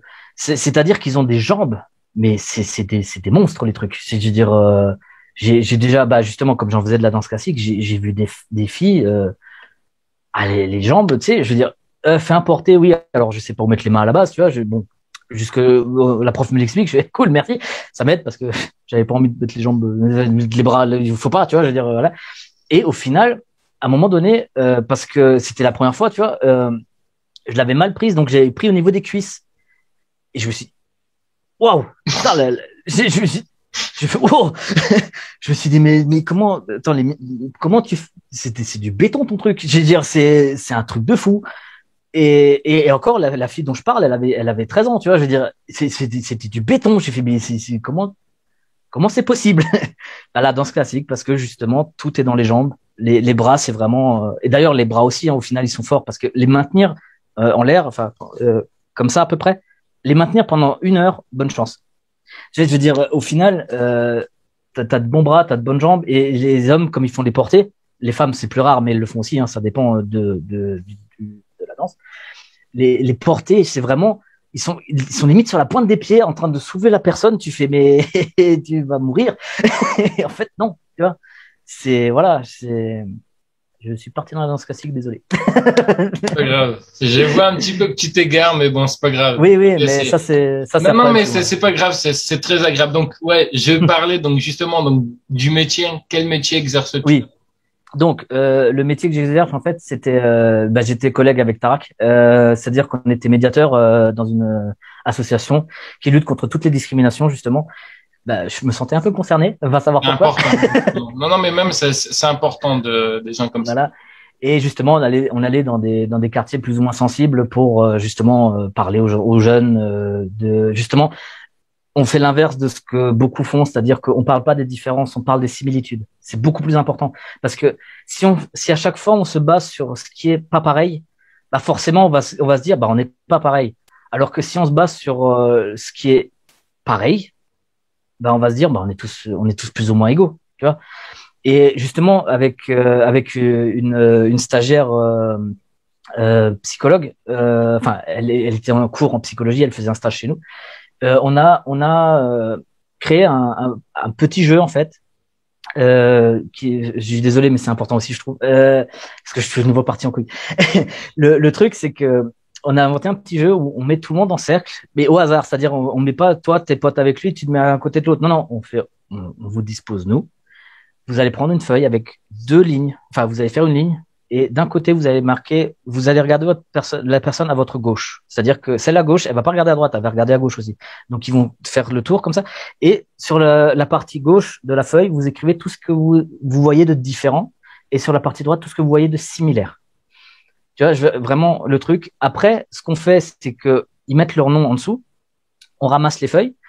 On en lit une au hasard. Totalement au hasard. Et on dit, voilà, alors, cette personne, sans dire le nom, sans dire quoi que ce soit, a dit que la personne à sa gauche a ça de pareil et ça de différent. Essayez de trouver qui c'est. Quasiment jamais ils ont trouvé parce que c'est tellement semblable qu'au final, tout le monde se ressemble. Tu vois, c'est ça qu'on voulait appuyer sur ça. On disait toujours à la fin, on leur expliquait, vous voyez, j'ai pris une feuille au hasard et vous avez tellement l'impression que c'était même la vôtre que au final, vous êtes tous pareils, juste que vous le remarquez pas tout de suite. Tu vois, je veux dire, c'est ça, je veux dire, et ça aide justement les jeunes à se dire, ah ouais, c'est vrai que comme il est, tu sais, par exemple, comme il est noir et moi je suis blanc, je suis pas forcément allé vers lui, alors qu'au final, il est pareil que moi. Juste la couleur, ça ne compte pas. Les cheveux, c'est-à-dire, il y en a, il n'avait pas eu de chance, il est chauve parce qu'il a eu un cancer ou quelque chose, je m'en fous. Je veux dire, il y en a un, il a les cheveux longs, l'autre, il a les cheveux courts, voilà, on avait ça. On avait aussi un autre jeu que Tarak m'avait fait rigoler ce jour-là parce que on avait un autre jeu de trouver quelque chose qui nous rend unique. Donc, en fait, chacun son tour, à haute voix, on devait dire, voilà, moi, j'ai ça d'unique. C'est-à-dire, ça peut être un sport, ça peut être un défaut physique, ça peut être, voilà, ça peut être n'importe quoi. Mais il faut que tu trouves quelque chose que tu es, toi, le seul à avoir. Et, à un moment donné, c'était à mon tour et j'ai dit, bon, moi, je me travestis. Et là, ça m'a fait marrer parce que Tarak, il a fait, je l'ai aussi fait pour rigoler déjà. Quand tu vois le monstre, tu dis, ah ouais, ça doit être impressionnant. Tu vois, et puis, t'avais d'autres jeunes, ils se sont aussi lâchés. Ils se fait, moi aussi, je l'ai déjà fait pour rigoler. Tu sais, je veux dire, tu sais, il y en a, ils ont déjà fait. Donc, ça, c'est bien, tu vois. Ça veut dire qu'ils ont réussi à s'ouvrir même pour une blague. Tu sais, je veux dire, ils voulaient juste gagner le jeu, tu vois, et ça leur a permis de parler de quelque chose qu'ils ont fait, peut-être en secret, tu vois. Et du coup, ça a lancé des discussions. C'était très pratique parce que du coup, des gens qui se connaissaient pas forcément tous, ils ont commencé à se connaître. Et c'est quelque chose d'important, je trouve. Et c'est ce que Tarak et moi, on faisait dans l'association, on était médiateurs.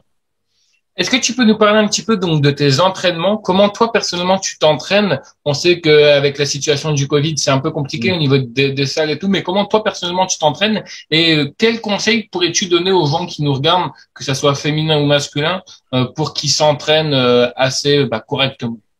Alors, au niveau entraînement, moi, ce que je conseille, c'est de pas suivre mon exemple. C'est-à-dire que je suis quelqu'un d'extrêmement flemmard et je l'assume.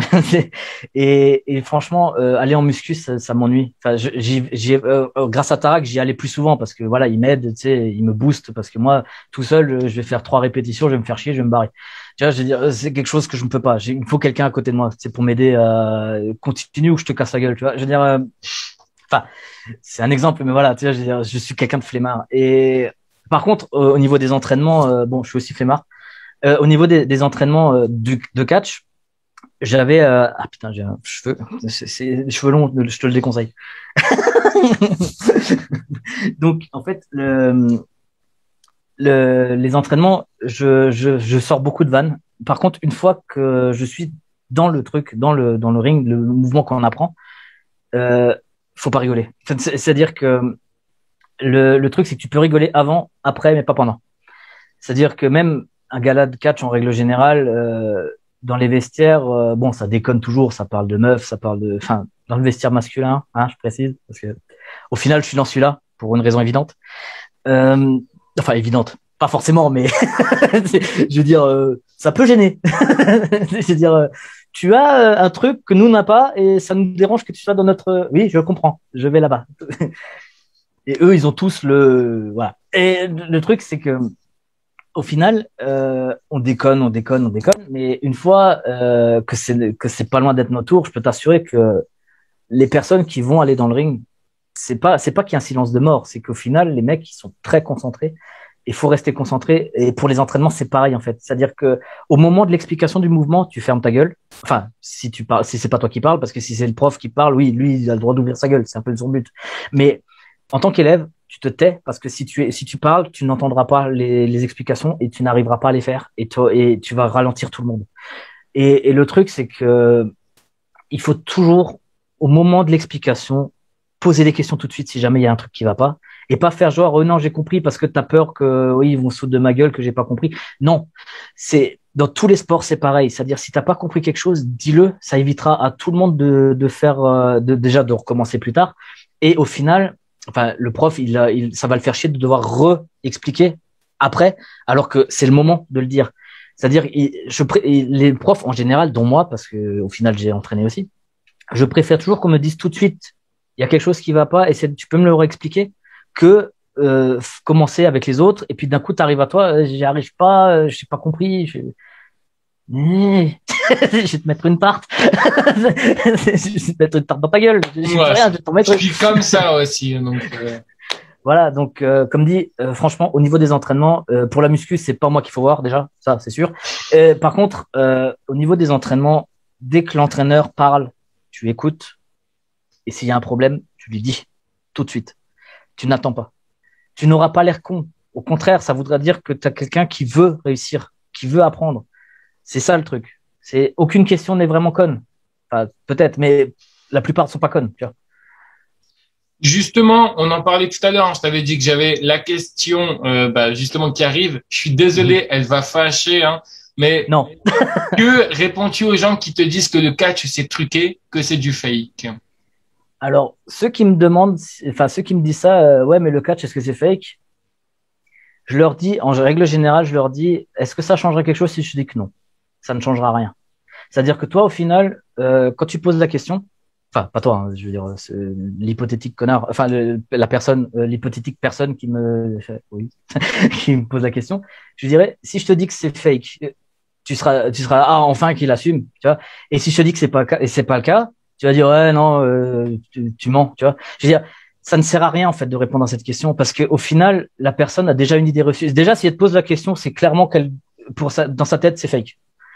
Et je peux t'assurer que j'adorerais que ce soit fake parce que ça éviterait beaucoup de blessures. Je veux dire, le jour où mon épaule elle est sortie de là où elle est censée être, j'aurais préféré que ce soit fake. On a une question, je suis désolé, je te coupe. On a une question de blessure juste après, donc si tu peux pas décidément nous spoiler, ouais. Je suis désolé, hein, mais si tu peux pas trop nous spoiler à ce moment-là, les blessures. Mais comme dit, en fait, ça ne sert à rien de répondre à cette question. La plupart du temps, les personnes qui me la posent, je leur dis, ça changera rien que je te dise que ce soit le cas ou pas, parce que tu as déjà ton idée et tu veux pas une réponse, tu veux entendre ce que tu veux entendre. Et ça arrive souvent, même dans d'autres domaines, hein, je veux dire, en règle générale, les gens, tu sais, quand tu fais, alors, je suis jolie. Moi, malheureusement, je suis brutalement honnête, c'est-à-dire, non. Ou oui, mais ça sera honnête de mon côté, tu sais, d'ailleurs, c'est peut-être pour ça que c'est mon ex. Le truc, c'est que, c'est-à-dire que, au final, moi, je fais partie des gens, tu vois, si j'aime pas quelque chose et que tu me demandes en plus si j'aime bien ce quelque chose ou pas, bah, je te le dirai. J'en ai rien à foutre. Je suis comme ça. Je suis pareil. Excuse-moi. Bah, moi, franchement, c'est ce que j'aime. C'est parce que, en fait, je veux pas être avec toi. T'inquiète pas. Je suis pas en train de te draguer. Mais en fait, ce que j'adore, je préfère une vérité qui fait mal qu'un mensonge qui va faire mal plus tard. Parce que si tu mens à la personne et qu'elle découvre la vérité, ça fait beaucoup plus mal que si tu lui dis tout de suite. Tu vois? C'est un truc, on apprend en psycho si ça t'intéresse. Mais bon, ça va. Je vais avoir 3 heures de vidéo si on part sur ça, donc on va éviter d'aller trop loin. C'est pas grave, non, mais moi. Comme dit cette question, en fait, ça sert strictement à rien d'y répondre parce que la plupart des catcheurs vont dire que oui, non, mais voilà. C'est quelque chose qui t'énerve d'entendre ça ou pas du tout? Ça m'énerve plus. Au début, oui, comme tout le monde. Mais le truc, c'est que en règle générale, ce que je dis en général aussi, c'est le catch, il a jamais eu l'air autant fake que maintenant. C'est-à-dire, justement, je te parlais des années 50, les matchs que j'ai vus. Je te le conseille d'ailleurs, je fais des recherches sur des matchs très anciens, tu sais, jusqu'à 70-80. Tu vas voir que, alors déjà, c'est pas du tout la même chose, hein. Si t'as l'habitude du catch d'aujourd'hui, tu vas te faire chier. Je te le dis clairement. J'ai déjà vu l'un des premiers WrestleMania et ça m'a fait très, très, très bizarre. Je crois que c'était WrestleMania 19 et ça m'a fait très bizarre, je crois. Oui, bah imagine le premier. Parce que le 19, voilà, t'as encore de la chance, hein. Parce que le 17, il était excellent. Enfin, c'est celui que je préfère, moi, le 17. Mais. Bon, aussi, on parle d'après. Mais comme dit, quand tu regardes les matchs des années 50 et 60, la prise la plus impressionnante, c'est un souplex. Waouh! Alors que de nos jours, la prise la plus impressionnante, c'est le mec qui fait 3 saltos de suite. Je veux dire. Et justement, c'est ça le problème, c'est à l'époque, tout était vraiment basé sur la lutte et le réalisme pur. C'est-à-dire qu'au final, le mec, tu t'es dit, putain, comment est-ce qu'il a fait pour que son bras ne soit pas pété tellement qu'il y allait violent, tu vois. C'était ça. Maintenant, de nos jours, ça ressemble tellement à une chorégraphie que tu peux plus y croire. Et c'est pour ça que de nos jours, c'est de plus en plus fréquent les gens qui pensent que c'est faux. Parce que c'est tellement, regarde les Young Bucks, regarde les Young Bucks, c'est un bon exemple, tu vois. Ricochet, les Will Ospreay, tout ça. Et tu les regardes et tu fais, le mec, il fait ça, ça sert à, enfin, à l'époque, les combats étaient comme des combats. C'était des combats, en fait. C'est même pas comme des combats, c'était des combats. Il y a même eu des mecs qui ont eu des règlements de compte dans le vestiaire par rapport au combat qui a eu lieu. Je veux dire, il y a des mecs, alors je sais pas si tu connais un peu au niveau du passé, mais il y a un mec qui s'appelle Brother Brody. Il s'est carrément fait tuer dans le vestiaire. On l'a tué dans le vestiaire. Il s'est fait poignarder dans le vestiaire. À un moment donné, alors, la raison exacte, on sait pas exactement ce que c'est. Enfin, je pense que ça doit se trouver, mais la plupart ferment leur gueule pour des raisons évidentes.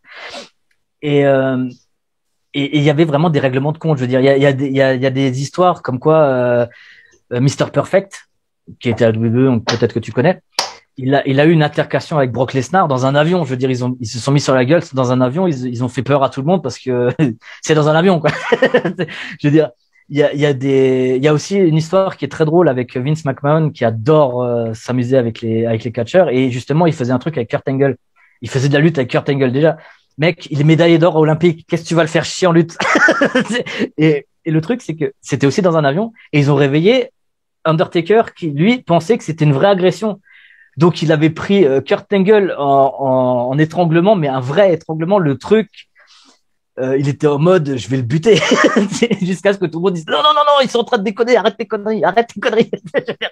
C'est un peu aussi comme l'histoire de Rey Mysterio, excuse-moi, je te coupe, hein. C'est un peu aussi comme l'histoire de Rey Mysterio, alors je ne sais plus où c'est exactement, mais qui avait malheureusement tué quelqu'un lors d'un de ses matchs. Oui, alors, alors ce match-là, justement, c'est absolument pas la faute de Rey Mysterio. Ouais, non, mais je sais, ouais, Oui, justement, mais c'est pour ça, enfin, mais je rebondis oui, un petit peu sur c'est ce que ça. tu dis. Mais clairement, il l'a regretté très longtemps. Enfin, même s'il sait pertinemment que c'est pas lui, c'est quand même son mouvement qui a mené à ça. Hmm. C'est-à-dire que le souci, c'était que il avait déjà une blessure. Euh, Ça serait arrivé, que ce soit Rey Mysterio ou pas, ça serait arrivé d'ici peu.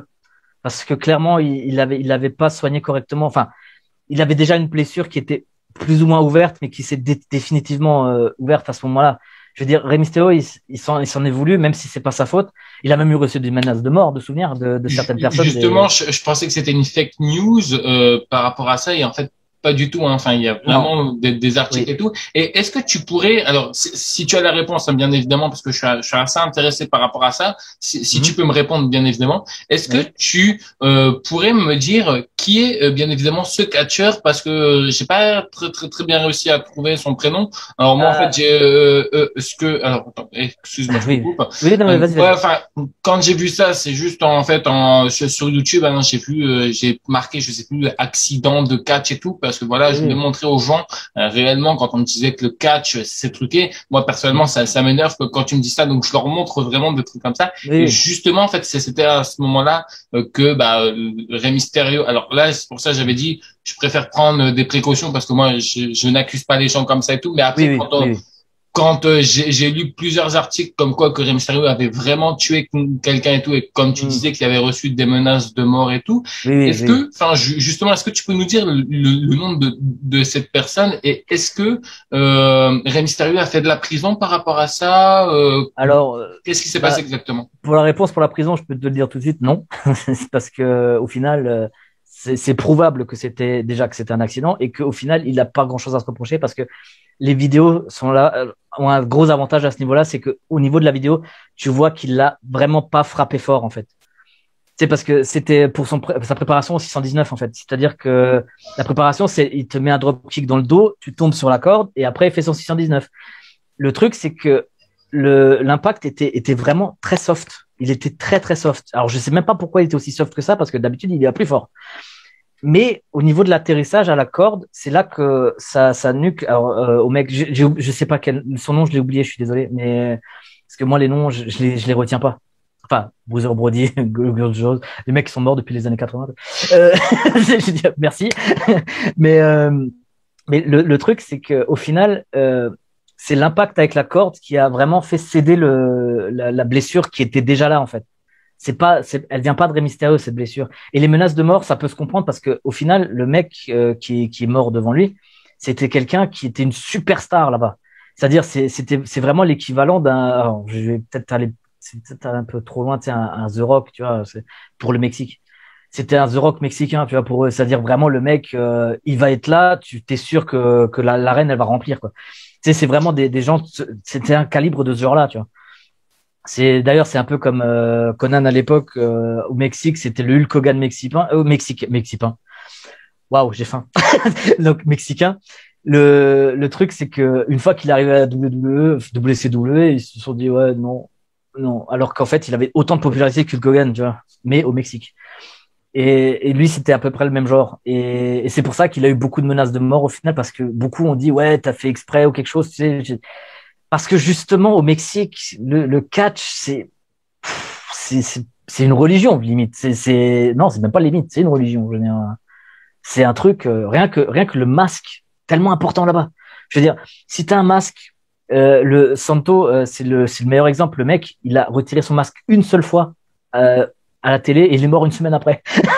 C'est quelque chose C'est d'impressionnant. pour ça, enfin, tu m'arrêtes aussi, hein, mais c'est pour ça aussi que le match entre Chris Jericho et Rey Mysterio, quand il y a eu ce fameux match où on devait enlever le masque et tout, c'est pour ça que Rey Mysterio a pris beaucoup de temps avant de Et, l'accepter, parce que et au, d'ailleurs, au niveau de la religion, et c'est pour ça aussi que d'ailleurs, enfin, il s'appelle aussi Rey Mysterio parce que à la base, normalement, enfin, c'est son tonton, hein, c'est ça, je me c'est trompe pas. son oncle, oui, c'est son oncle, C'est Rey son oncle, Mysterio. ouais. Et en fait, qui lui a dit, bah voilà, enfin, qui lui a passé D'ailleurs, la couronne entre guillemets, quoi. Et ouais. qui- D'ailleurs, quand il est dans le circuit indépendant, il s'appelle Rey Mysterio Junior. Il s'appelle pas Rey Mysterio. Rey Mysterio, c'est que à la WWE. parce que tu sais, c'est une question de, c'est le respect de lui. Il est encore, alors je crois qu'il est encore en vie. Tant qu'il est encore en vie, il s'appellera pas Rey Mysterio dans le indie. Il s'appellera toujours Junior jusqu'à ce que malheureusement, voilà. Et mais le truc, c'est avec Rey Mysterio, c'est l'histoire est beaucoup plus longue que ça. C'est-à-dire la WCW, c'était Eric Bischoff à l'époque. Je suis un peu historien de catch aussi, hein, je suis désolé. Eric Bischoff disait toujours que le visage est important pour vendre je veux dire. Sauf que Rey Mysterio, il l'a prouvé que, au contraire, son masque, il vend plus que lui. Je veux dire, voilà. Et le truc, c'est que il disait toujours, ouais, les Mexicains, vous devriez enlever vos masques pour qu'on voit la souffrance dans vos visages et tout ça. Sauf que c'est mal connaître le catch, en fait, parce qu'il y a un langage corporel aussi. Je veux dire, Kane, c'est un parfait exemple pour ça. Son langage corporel est nickel. C'est-à-dire qu'au final, s'il souffre, tu le verras par rapport à son langage corporel. Et justement, au Mexique, ils font ça par le langage corporel et ils font pas ça par le visage puisqu'ils en ont pas, techniquement. Ils ont toujours un masque, enfin, quasiment tous. Je veux dire, voilà. Et Rey Mysterio, en fait, à la base, il était censé perdre son masque face à Eddie Guerrero, le fameux match qui est super connu de Halloween Havoc, où Rey Mysterio était en tu devrais, franchement, c'était un exemple de voltige, un exemple, avec une belle histoire bien racontée, nickel. Et en plus, il est pas si long que ça. De souvenir, il fait un quart d'heure. Et encore, voilà. Et pire. C'est ça. Et comme dit, en fait, Rey Mysterio, à ce moment-là, était déjà titre ou masque, tu vois. Et le truc, c'est que on lui disait toujours, on va t'enlever le masque, on va t'enlever le masque. Et il voulait pas. Et Eddie Guerrero, il était génial et flippant.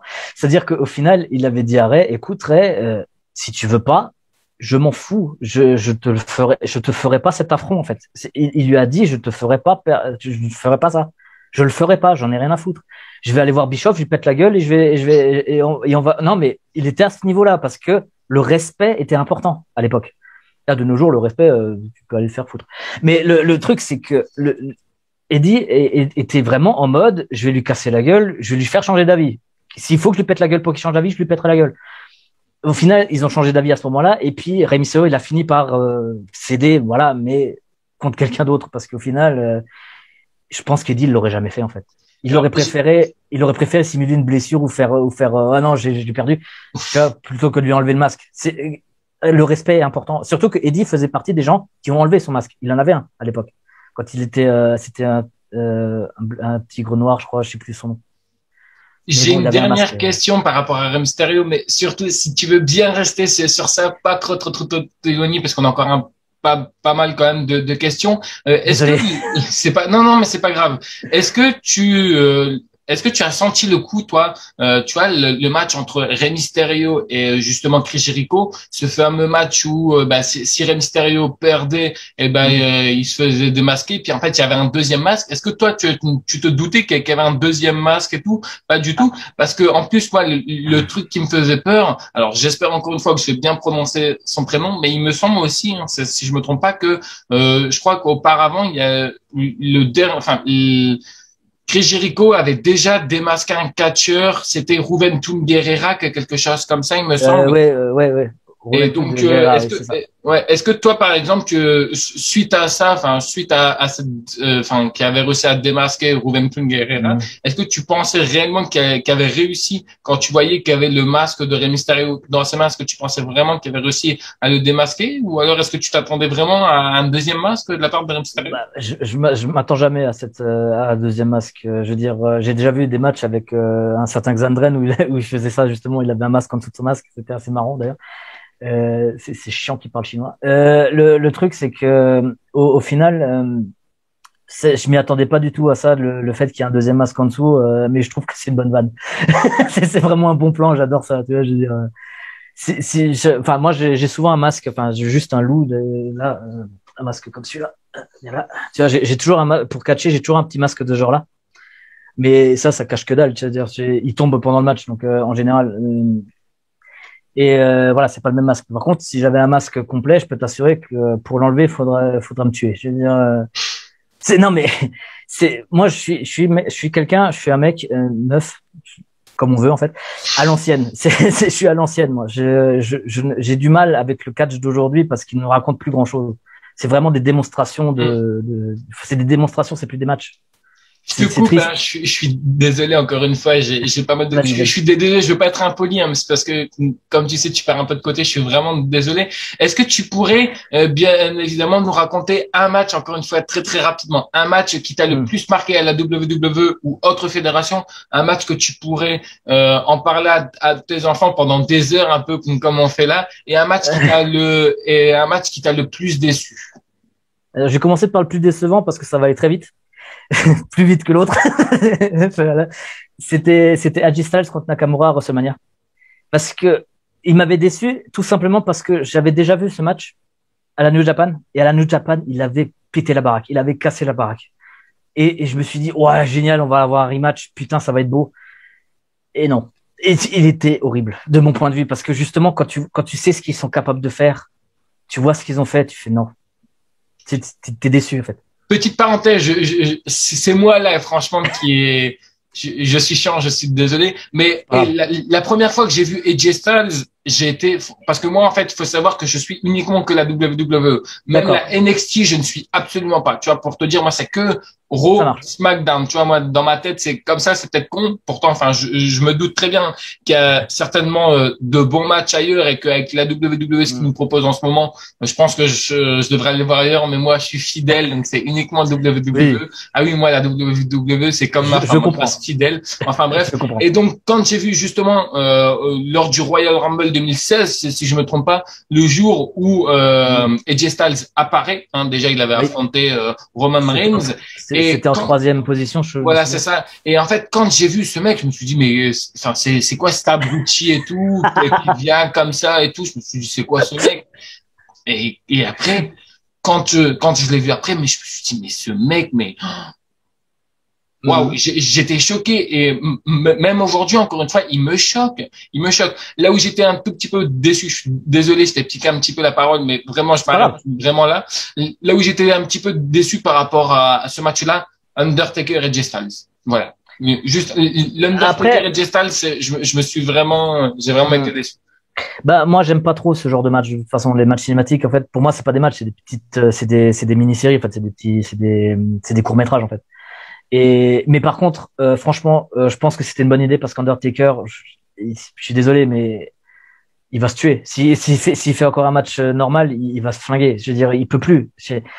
Comme on a vu contre Goldberg. Oui, voilà, c'est ça. Et Goldberg, c'était pas mieux. Hein, je veux dire, lui aussi, il faut qu'il arrête. Tu vois, je veux dire. Mais bon, ils font vendre hein, après. Mais le truc, c'est que ouais, AJ Styles, en fait, quand tu le connais pas.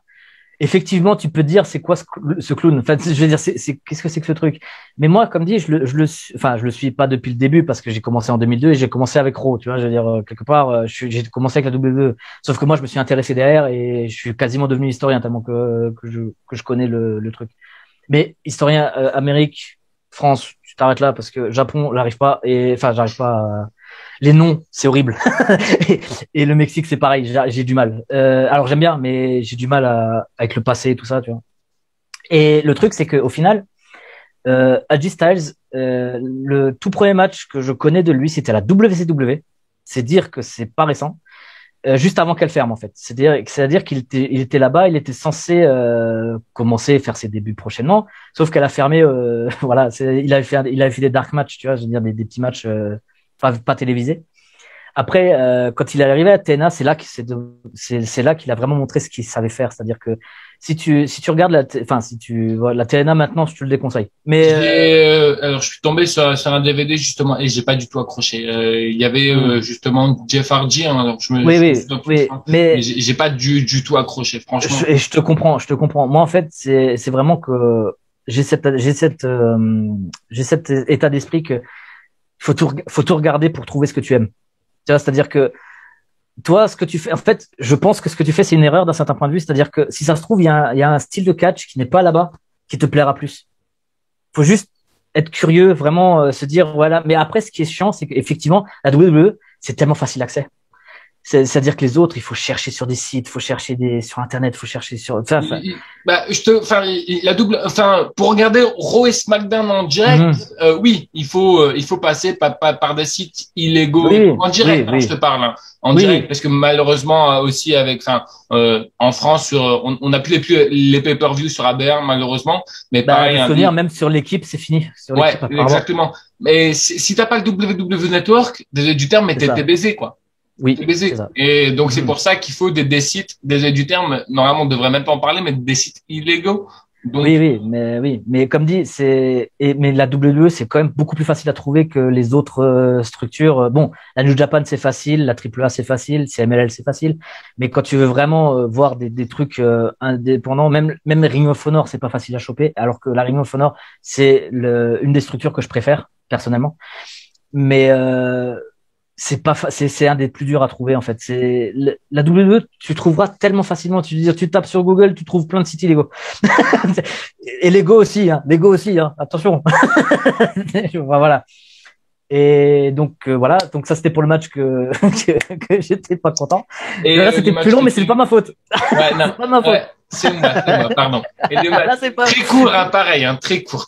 C'est ça. Je vais faire de mon mieux, c'est-à-dire que j'en ai deux en tête. C'était Roddy Piper contre Bret Hart pour le titre intercontinental à WrestleMania, je sais plus. Est-ce que c'était le 11? Non, ça devait pas être le 11. Je sais plus. Dans un des WrestleMania, voilà. Et en fait, c'était par rapport au fait que c'était un passage de flambeau en fait de l'ancien qui était Piper au nouveau qui était Bret Hart. Et franchement, ce match racontait quelque chose de magnifique. C'est-à-dire que pendant le match, tu voyais Piper hésiter à redevenir l'enfoiré qu'il était avant pour gagner ce match parce qu'il veut quand même gagner, même si c'est un mec sympa, tu vois. Et tu voyais son trouble intérieur de est-ce que je vais, tu sais, parce qu'il a même chopé la cloche pour me mettre dans la gueule. Et au final, et puis il l'a jeté sur le côté. Tu sais, tu vois l'importance en fait de raconter une histoire. Tu le vois dans ce match-là. Après, un autre match que j'ai tendance même à conseiller, en fait, que j'ai bien aimé, qui est pas long, et qui était à WrestleMania 17, c'était William Regal contre Chris Jericho, parce que il y avait une fois de plus, moi j'adore quand il raconte quelque chose en fait. Et là, il y avait une histoire qui était racontée dans le ring, qui était Jericho, Regal a réussi à blesser Jericho au bras et s'attaquer au bras et son finish qui était un STF, c'est ça, ouais STF. Tu sais, quand tu prends ça, tu connais, John Cena il le faisait. Tu vois, cette prise-là. Grand fan. Voilà. En fait, cette prise-là, il l'avait modifiée pour intégrer le bras dedans.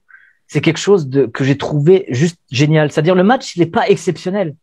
Par contre, il raconte quelque chose que, de nos jours, en fait, moi, j'ai regardé ce match récemment de nouveau et j'ai fait, ah putain, c'est quelque chose de génial, ça. Et on devrait pas être en mode, c'était génial, ça. On devrait encore être dans ce mode-là maintenant, c'est-à-dire raconter quelque chose. Maintenant, c'est vraiment, ouais, je vais faire un flip, je vais faire un Canadian Destroyer, tu vas m'en rendre un, je vais en faire un troisième, tu vas te relever, tu vas mettre une corde à linge, on va se reposer 5 secondes, on va se relever, tu vois, non. Je veux dire, pour moi, c'est pas ça le catch. Est-ce que tu pourrais nous parler donc de ton meilleur match et de ton pire match depuis que tu fais du catch? Pareil, assez rapide, si ça te dérange pas. Alors, mon meilleur match, c'était le match où j'ai gagné la ceinture de la CACC à l'époque. Déjà, je pense pas me tromper en disant que je suis le premier de mon genre en fait à avoir un titre important. Alors, je pense pas me tromper parce que j'ai pas trouvé, hein, mais peut-être que ça existe, hein, j'en sais rien. Et franchement, le match, je l'avais adoré parce que justement, je l'ai nouveau regardé avec les potes là du groupe Messenger. Et on avait dit ouais effectivement le match c'était pas non plus 5 étoiles un truc comme ça, je vais pas déconner, mais le truc c'est que même eux ils ont vu l'histoire dans le match et j'étais content parce que c'était le but en fait. Je veux dire l'histoire racontée dans ce match était magnifique, vraiment. La personne qui a pas de chance, aucune chance de gagner, donc moi qui réussit par un coup de rage de prendre ce titre, voilà. C'est ce match-là, je m'en rappellerai toute ma vie, en fait. Je veux dire, c'était contre Mephisto à l'époque à la CACC. Alors, le Mephisto de la CACC, hein, parce qu'il y a un Mephisto, alors CMLL ou AAA, je sais plus. Voilà, c'est pas le même. Et le match, le pire match que j'ai eu, c'était malheureusement contre une femme. qui s'appelle Manon, et c'était à l'ACE. C'est malheureusement, à ce moment-là, je faisais Anne-Marie de Beaumont, c'est-à-dire la varice, et le match était mauvais, et c'est de ma responsabilité en fait, parce que au final, comme c'était moi le vétéran des deux, c'est-à-dire elle avait commencé quoi 2 ans avant, quoi. Je veux dire, c'est moi qui aurais dû faire en sorte que ce soit mieux que ça, mais j'ai pas réussi, j'étais pas dans le mood. En plus, le truc c'est que dans le public, t'as 24 personnes, t'as pas envie. Enfin, tu sais, c'est pas que t'as pas envie, t'es dedans, faut aller à fond. Mais j'ai pas réussi, et c'est pour ça aussi que c'est celui que je déteste le plus et que j'ai trouvé le plus mauvais, c'est parce que bah au final, j'ai fait tout ce qu'il fallait pas en fait. Tu vois, je veux dire. Voilà. Quand tu deviens champion, est-ce que tu as une prime supplémentaire? En fait, comment ça se passe? Enfin, tu représentes la fédération, oui, mais est-ce que tu as une prime supplémentaire de ton salaire, en fait, quand tu... Ah bah évidemment. Ouais, non, mais enfin, je sais pas. C'est combien à peu près? Enfin, si tu peux, enfin, après, t'es pas obligé de nous dire. Je donne pas les prix. Je donnerai pas les prix. Mais à peu près, juste à peu près. Bah, disons qu'au niveau pourcentage, ça fait 20% de plus à peu près. Tu vois, je veux dire, Ah oui, ok. au niveau de ta paye de base. Mais en même temps, c'est normal. Je veux dire, c'est comme dit, tu représentes quelque chose, tu reçois plus, c'est logique. Mais voilà, et en plus, ce jour-là, j'étais content aussi parce que, bon, moi, j'ai chialé, hein, j'ai pas fait exprès. Tu étais au courant, non? C'est ça le problème. C'est que ces enfoirés m'ont pas prévu. C'est-à-dire qu'en fait, c'est un truc, moi, j'étais parti comme d'habitude, tu sais, je veux dire, j'ai un personnage à but humoristique, à la base. Enfin, sauf Jem, sauf la colère, elle est pas humoristique du tout. En même temps, la colère, tu t'y attends pas. Le truc, c'est que avec Dia de Beaumont, donc la luxure, j'adore faire des blagues sexuelles, tu vois, je veux dire un tombé en 69 ou des conneries comme ça, tu sais, où le mec se relève tout de suite parce que des couilles, c'est dégueulasse. Et voilà, et du coup, moi, je me suis dit voilà, je vais faire mon gros truc, tu sais, le gros mouvement, il va se relever, il va me défoncer la gueule et j'ai perdu, mais en fait, il était resté couché et il m'avait dit, tu sais, vu qu'il a un masque, il pouvait le dire facilement, sans foirer. Il m'avait juste dit, tu le mérites. Je fais enculé. En plus, je lui avais dit, c'est un enculé. J'arrivais même plus à me lever, en fait. Parce que le truc, c'est que ça faisait, à l'époque, ça faisait 10 ans que j'étais dans le catch. J'avais jamais approché un titre. En fait, j'avais demandé un match pour le titre, juste comme ça, pour avoir, tu sais, pour pouvoir dire, voilà, j'étais dans un match pour un titre. Juste pour ça. Je voulais même pas le titre. En fait, je voulais pas gagner. Enfin, c'est pas que je voulais pas, si, tout le monde veut gagner, mais j'étais pas dans l'optique que je vais gagner parce que le mec il est quand même plus baraque, il est plus balèze que moi, il est machin, tu vois. Et j'étais en mode, je vais perdre, c'est pas grave. Mais je vais me donner à fond. C'est pour ça que le match, c'est mon préféré parce qu'au final, je me suis donné à fond et j'ai eu une récompense derrière en plus. Et en plus, ils sont tous venus sur le ring, ils sont comment les enculés. La dernière fois que j'ai touché un titre, hein, c'est quand j'étais petit. Enfin, j'ai pu le porter un tout petit peu. Après, bien évidemment, quand t'es petit, t'as pas la même force que quand t'es grand. Oui, est-ce que tu pourrais nous donner un petit peu à peu près, si tu le connais, bien évidemment, le poids d'un titre? En règle générale, les titres, ils sont assez lourds au final parce que c'est quand même de la bonne ferraille. Hein, je veux dire, je pense. Alors, j'ai pas pesé hein, parce que je suis pas taré à ce point-là, même si je suis un peu maniaque.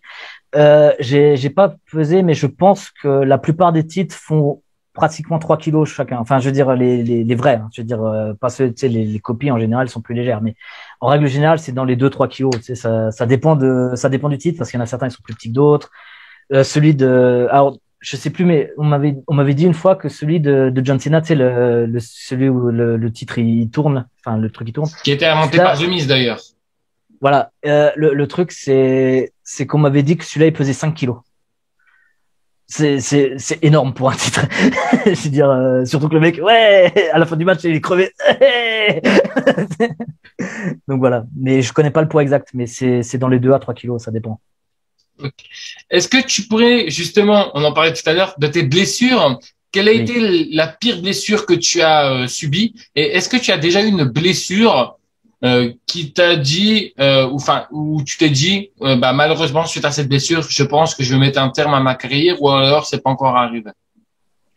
Alors, l'avantage avec moi, c'est que je suis un peu con. C'est-à-dire qu'au final, quelle que soit la blessure, si je peux encore marcher, je retournerai sur le ring. J'en ai rien à foutre. C'est très con, je te le dis tout de suite, parce que normalement, faut savoir quand s'arrêter. Et ça, à mon avis, j'y arriverai, je saurais pas. Moi. Il faudra vraiment que quelqu'un m'arrête. Parce que la pire blessure que j'ai eue, c'était la nuque, où j'ai eu une fissure au niveau d'une des vertèbres. Et et du coup, pendant mon rétablissement, je suis devenu commentateur en fait à la CACC. Enfin, j'ai commenté. D'ailleurs, ils l'ont regretté très vite parce que je parle trop. Et, et le truc, c'est que au final, le temps que ça se guérisse, le médecin m'avait dit, désolé de te faire rire comme ça, mais c'est comme ça, je suis comme ça. Bon. Le truc, c'est qu'au final, la blessure, le médecin m'avait dit, écoute, pendant un mois, tu fais super gaffe et après, tu prends ton temps pour revenir. Tu vois, je veux dire, le un mois passé, je suis retourné sur le ring. Je veux dire, c'est con, mais ça a tenu. Et en plus, j'ai fait un mouvement avec Mephisto. Putain, le con. Alors c'est un mouvement où tu fais un pont avec la nuque, donc tu sais, tu fais le ponté, et le mec essaie de te faire tomber en sautant dessus en fait. Mephisto, c'est pas un mec, un petit gabarit, hein. C'est un mec, il a les 110 kilos, hein. Il est bien, hein. Et du coup, je l'ai senti passer et je me suis dit, bon, au moins la tenue, c'est que c'est bien, c'est que ça va. Tu vois le niveau. Voilà. Dernière question et après encore une fois, merci à toi d'avoir accepté mon invitation. Est-ce que tu pourrais nous parler un petit peu de tes rencontres que tu as fait? Est-ce que tu as déjà rencontré des catcheurs qui sont connus, hein, extrêmement connus, qui sont passés par la WWE ou ailleurs? Et est-ce que tu as une petite anecdote à nous raconter sur eux? Tu parlais tout à l'heure, hein, donc de Louis Napoléon. Est-ce que tu as déjà rencontré sa copine Shaina? Oui, Shana, oui. Alors, oui, bah oui, comme dit, j'ai servi de valet en fait à Louis Napoléon à un moment donné. Où d'ailleurs, il y a une anecdote pour ce match aussi. Le cheval que je traînais, en fait, il m'a marché sur le pied, cet enfoiré. Je lui ai promis que je le foutrais en lasagne un jour, mais j'ai jamais eu l'occasion. Et le truc, c'est que Shana, je l'ai trouvé super sympathique. Voilà, j'ai aussi déjà croisé Amal, qui est à NXT UK maintenant. Tristan Archer, ça c'est voilà. Et au niveau des connus, il y a Jordan Devlin, j'avais fait un stage avec lui et je suis allé boire un coup avec lui aussi après sur Paris, tu vois. Enfin, boire un coup. Moi, je ne bois pas d'alcool. Lui, oui. Il m'a trouvé bizarre. C'est pas grave. D'ailleurs, putain. Je ne bois pas d'alcool non plus, je te rassure. Ouais, non, mais le pire, c'est que moi, j'avais un truc, c'est que mon personnage d'Yad Beaumont, en fait, il avait un produit dérivé qui est en fait une capote à son effigie. Je lui ai offert à Jordan Devlin. Et à ce moment-là, en fait, dans le bar, il m'a dit, écoute, si dans 9 mois je suis de retour, c'est pour te péter la gueule. Donc, j'avais compris déjà qu'il allait s'en servir et que j'espère que c'est de la bonne qualité parce que sinon, je suis dans la merde. Tu vois, donc déjà ça. J'avais rencontré un mec de la WCW qui s'appelle Alex, c'est Alex Wright? Ouais, c'est Alex Wright, normalement. Ouais. C'est, à WCW, il a eu plusieurs personnages. Il a eu ce personnage-là qui s'appelait Alex Wright. Il a eu son vrai nom, quoi. Il avait eu Berlin, ce qui est très con, mais en même temps, il est allemand. Tu t'appelles Berlin, ouais, voilà. Je veux dire, voilà. Et lui, j'avais fait un entraînement avec lui par hasard, en fait, parce que je m'entraînais en Allemagne à un moment donné, et il était venu rendre visite à un de ses potes qui était entraîneur. Et il a fait, ouais, je vais faire avec vous. Ah, cool. D'habitude, faut payer, tu vois. Non, gratuit. Cool. Et j'avais aussi rencontré Gangrel et lui, ça m'a fait marrer parce que c'était à la ICW, Révolution 5 à l'époque. J'étais au premier rang et j'avais envie de me marier en fait et je suis venu avec une poupée en porcelaine. Et le truc, c'est que j'avais vu Boula Punk, elle était rentrée sur le ring, elle m'avait regardé, elle fait putain, mais c'est quoi ce con? T'es con quoi? Et avec le grand sourire, tu vois, je dirais, et tout ça. Et à un moment donné, elle a accompagné Gangrel sur le ring. Et ils s'arrêtent devant moi, les deux. Je fais, oh merde, qu'est-ce qu'ils vont encore raconter comme connerie? Et en fait, Boula, elle avait dit à Gangrel, ouais, il se la tape, la poupée. Lui, il était mort de rire. Il était mort de rire. Et en plus, tu sais, alors Gangrel, je sais pas si tu connais, mais il faisait toujours son truc avec le verre où il y a du faux sang, ou du vrai, j'en sais rien, mais en tout cas, il dit ça. Et en fait, il boit un coup et après, il crache un peu comme Triple H, tu sais, vers le haut, comme ça. Et il l'a fait devant moi, et du coup, ma poupée a une tache, encore aujourd'hui, de ce qu'il a craché. Foiré. Je vais dire, mais bon, voilà. Et voilà, donc j'ai fait rigoler Gangrel en fait. Donc c'est quelque chose, tu vois, que j'aime bien en fait parler. Okay. C'est ton moment à toi de promo. Si tu veux faire une promo de quoi que ce soit, n'hésite pas. C'est ton moment à toi. Bah, j'ai pas grand chose en promo à part que, comme dit les jeunes, faites attention. En fait, je veux dire, n'allez pas n'importe où, faites gaffe en fait. Renseignez-vous d'abord sur les personnes qui s'occupent des entraînements, voir s'ils ont vraiment un passé ou si c'est juste des mecs qui ont 2 mois d'entraînement, 2 ans d'entraînement ou quelque chose, parce que c'est déjà arrivé et ça arrivera encore malheureusement. Et franchement, faites attention à ça. Et comme dit, n'essayez pas avant 15-16 ans. Il y en a qui l'ont fait, ça a marché. Il y en a qui l'ont fait, ça n'a pas marché. Au contraire, il y en a, ils ont réussi à se blesser, à faire ne plus rien faire en sport du tout après. Et donc, franchement, faites attention. Et comme dit, faites quelque chose avant pour avoir un corps déjà un peu robuste. Et venez après au catch pour apprendre le reste, les chutes, la lutte si vous l'avez pas faite. Et tout ça, soyez pas cons. En fait, c'est tout. Réfléchissez bien. Des petits réseaux, non? Dans une école. Des petits réseaux sociaux? Au niveau réseau social, bah il y a mon nom c'est sur Facebook. Je mettrai dans la description. C'est ça. Après, qu'est-ce que je pourrais dire d'autre? Non, j'ai vraiment que Facebook. Hein. Je suis pas quelqu'un très réseaux sociaux. Tu sais, Twitter, j'ai jamais compris, j'ai jamais eu l'intérêt. Instagram, j'en ai rien à foutre. Je veux dire, je me suis dit bon, Facebook, on va garder ça, ça suffit largement. Allez-vous, hein, je veux dire, comme dirait l'autre. Voilà, et je dirais, voilà, et puis voilà, non, il y a rien de spécial. Non, y a rien. C'est juste voilà. Faites gaffe où vous allez en fait, renseignez-vous avant, c'est tout. C'est surtout ça. Si vous voulez faire du catch, renseignez-vous bien avant d'aller dans une école. En tout cas, merci à toi, hein, encore une fois, d'avoir accepté mon invitation. C'est très important aussi. Hein. On a beaucoup rigolé sur toi et tout. Et franchement, je te remercie d'avoir vraiment de l'autodérision.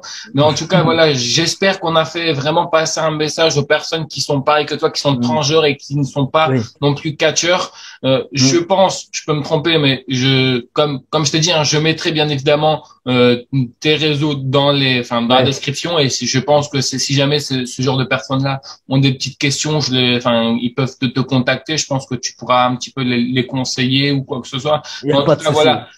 Surtout les gens, ne jugez pas les autres personnes. Hein. Chacun est comme il est. Il y en a qui, il y en a qui changent de corps. Il y en a qui aiment les hommes. Chacun est comme il est. Je vous demanderai juste d'être correct dans les commentaires. Même si je n'ai jamais reçu, et en tout cas, je vous remercie beaucoup à ma communauté qui me suivent d'être toujours respectueux. Ça me fait vraiment plaisir. Après, encore une fois, tous les gens qui sont malhonnêtes envers Lionel et envers tout ce qu'on a parlé, ça dégage, ça n'a rien à faire là. En tout cas, voilà, moi personnellement, c'était mon dernier mot. Encore une fois, je te remercie. J'espère, comme j'ai dit, hein, j'espère vraiment qu'on a pu vraiment débloquer des gens qui n'osent pas devenir transgenres. Et puis encore une fois, merci à toi. Puis j'espère que c'est. Mais comme dit, pour le transgenre, si ceux qui veulent changer, réfléchissez bien quand même parce que il y en a. Alors c'est assez rare au final, je pense, mais il y en a qui ont regretté et le marche arrière, c'est quasiment pas possible en fait. Faites vraiment, réfléchissez bien avant de le faire. Ne soyez pas sur un coup de tête, faites pas ça sur un coup de tête. Réfléchissez bien avant. C'est-à-dire, vous pouvez aussi faire comme moi. C'est-à-dire, moi, je ne ferai pas le changement, je le sais. Mais voilà, je veux dire, ça change rien. Je veux dire, vous êtes qui vous êtes. Je veux dire, c'est pas nécessaire. Mais si vous le faites, faites-le. Si vous voulez le faire, faites-le. Mais réfléchissez vraiment bien avant. Ne faites pas l'erreur de le faire trop rapidement sans avoir vraiment réfléchi et de le regretter après. Parce que ça fait mal de regretter quelque chose aussi, de ce genre-là. Donc voilà, c'est pour conclure. J'espère qu'en tout cas, l'interview t'aura plu. Oui, ça a été long, je suis désolé, mais on a beaucoup... Alors, c'est aussi de ma faute parce que j'ai le même problème que Tarak au final, c'est-à-dire je parle beaucoup. Beaucoup trop. Moi aussi, je te rassure. En tout cas, voilà, on n'avait pas envie, j'avais encore pas mal de choses aussi à dire, mais j'ai pas envie que la vidéo, on en fera peut-être une deuxième partie si tu veux, ça te dérange pas parce que. Y a pas de souci. Mais en tout cas, voilà, on va mettre déjà celle-là en ligne et puis après, parce que j'ai pas mal aussi d'interviews de prévues, mais en tout cas. C'est surtout que a priori, comme dit, alors je peux t'en envoyer un autre qui est comme moi en fait. Il y en a un qui est à la PC en ce moment. Enfin, pardon. Ouais, je fais la même erreur. Il y a Alexis Maria, en fait, tu pourras te renseigner sur cette personne. Ça peut être intéressant d'avoir aussi son point de vue à elle, parce qu'au final, on n'a pas eu les mêmes expériences, même si on a le même truc, c'est-à-dire qu'on était homme, on se sent plus femme. Il n'a pas eu la même expérience que moi, donc ça serait intéressant aussi de passer. Oui, il y a aucun souci. Moi, ma chaîne, elle est là pour moi, elle est vraiment ouverte. Donc, et comme dit, s'il y a besoin d'une deuxième interview de moi pour continuer dans ce domaine-là ou pour parler d'autre chose, il n'y a pas de souci. Moi, je suis toujours ouvert à la discussion. Justement, ça peut être important pour aider les gens. Et j'aime bien aider les gens, évidemment. Et ça se voit pas forcément, mais j'adore aider les gens et du coup, voilà, je suis toujours prêt à aider si jamais, même s'il y a quelqu'un qui pose une question, si par exemple dans ton public, t'as beaucoup de questions, tu peux même faire une vidéo spéciale où je réponds aux questions qui se posent eux, ce qui peut être intéressant aussi. Enfin, Oui, c'est à toi de voir, c'est ta ouais. chaîne. Il y a aucun souci. Bah, je te dis, hein, il y a très peu de personnes, hein, je te le dis. Oui, Il y a mais très peu de personnes, malgré le nombre d'abonnés que j'ai, hein, j'en ai à peu près 400, ouais, oui. 400 bientôt, je suis bientôt 470. D'ailleurs, je vous remercie. Mais je veux dire, malgré les 400 personnes, j'ai très peu de commentaires. C'est très rare. Hein. Je pense que les gens doivent être intimidés par moi. Enfin bref, je mélange beaucoup de fleurs. Non, mais en tout cas, voilà, on va vraiment conclure parce que les gens doivent se dire putain, c'est bon, ils vont la conclure cette putain de vidéo. Oui, on va la désolé. conclure. En tout cas, j'espère qu'elle vous aura plu. Comme je vous dis à chaque fois, n'hésitez pas à les suivre, le catch français, le catch européen, parce qu'il n'y a pas que aux États-Unis qu'il y a des bons catcheurs. Merci encore à toi, Lionel, d'avoir accepté mon invitation. Puis bah, je te dis à plus tard. Et puis bah pareil, hein, si jamais tu as des petits contacts, n'hésite pas à me les envoyer. Il n'y a pas de souci. Il y a pas de souci. Plaisir fabuleux de les avoir sur InfoCatch. Allez, quant à moi, je vous dis à plus tard. Salut tout le monde.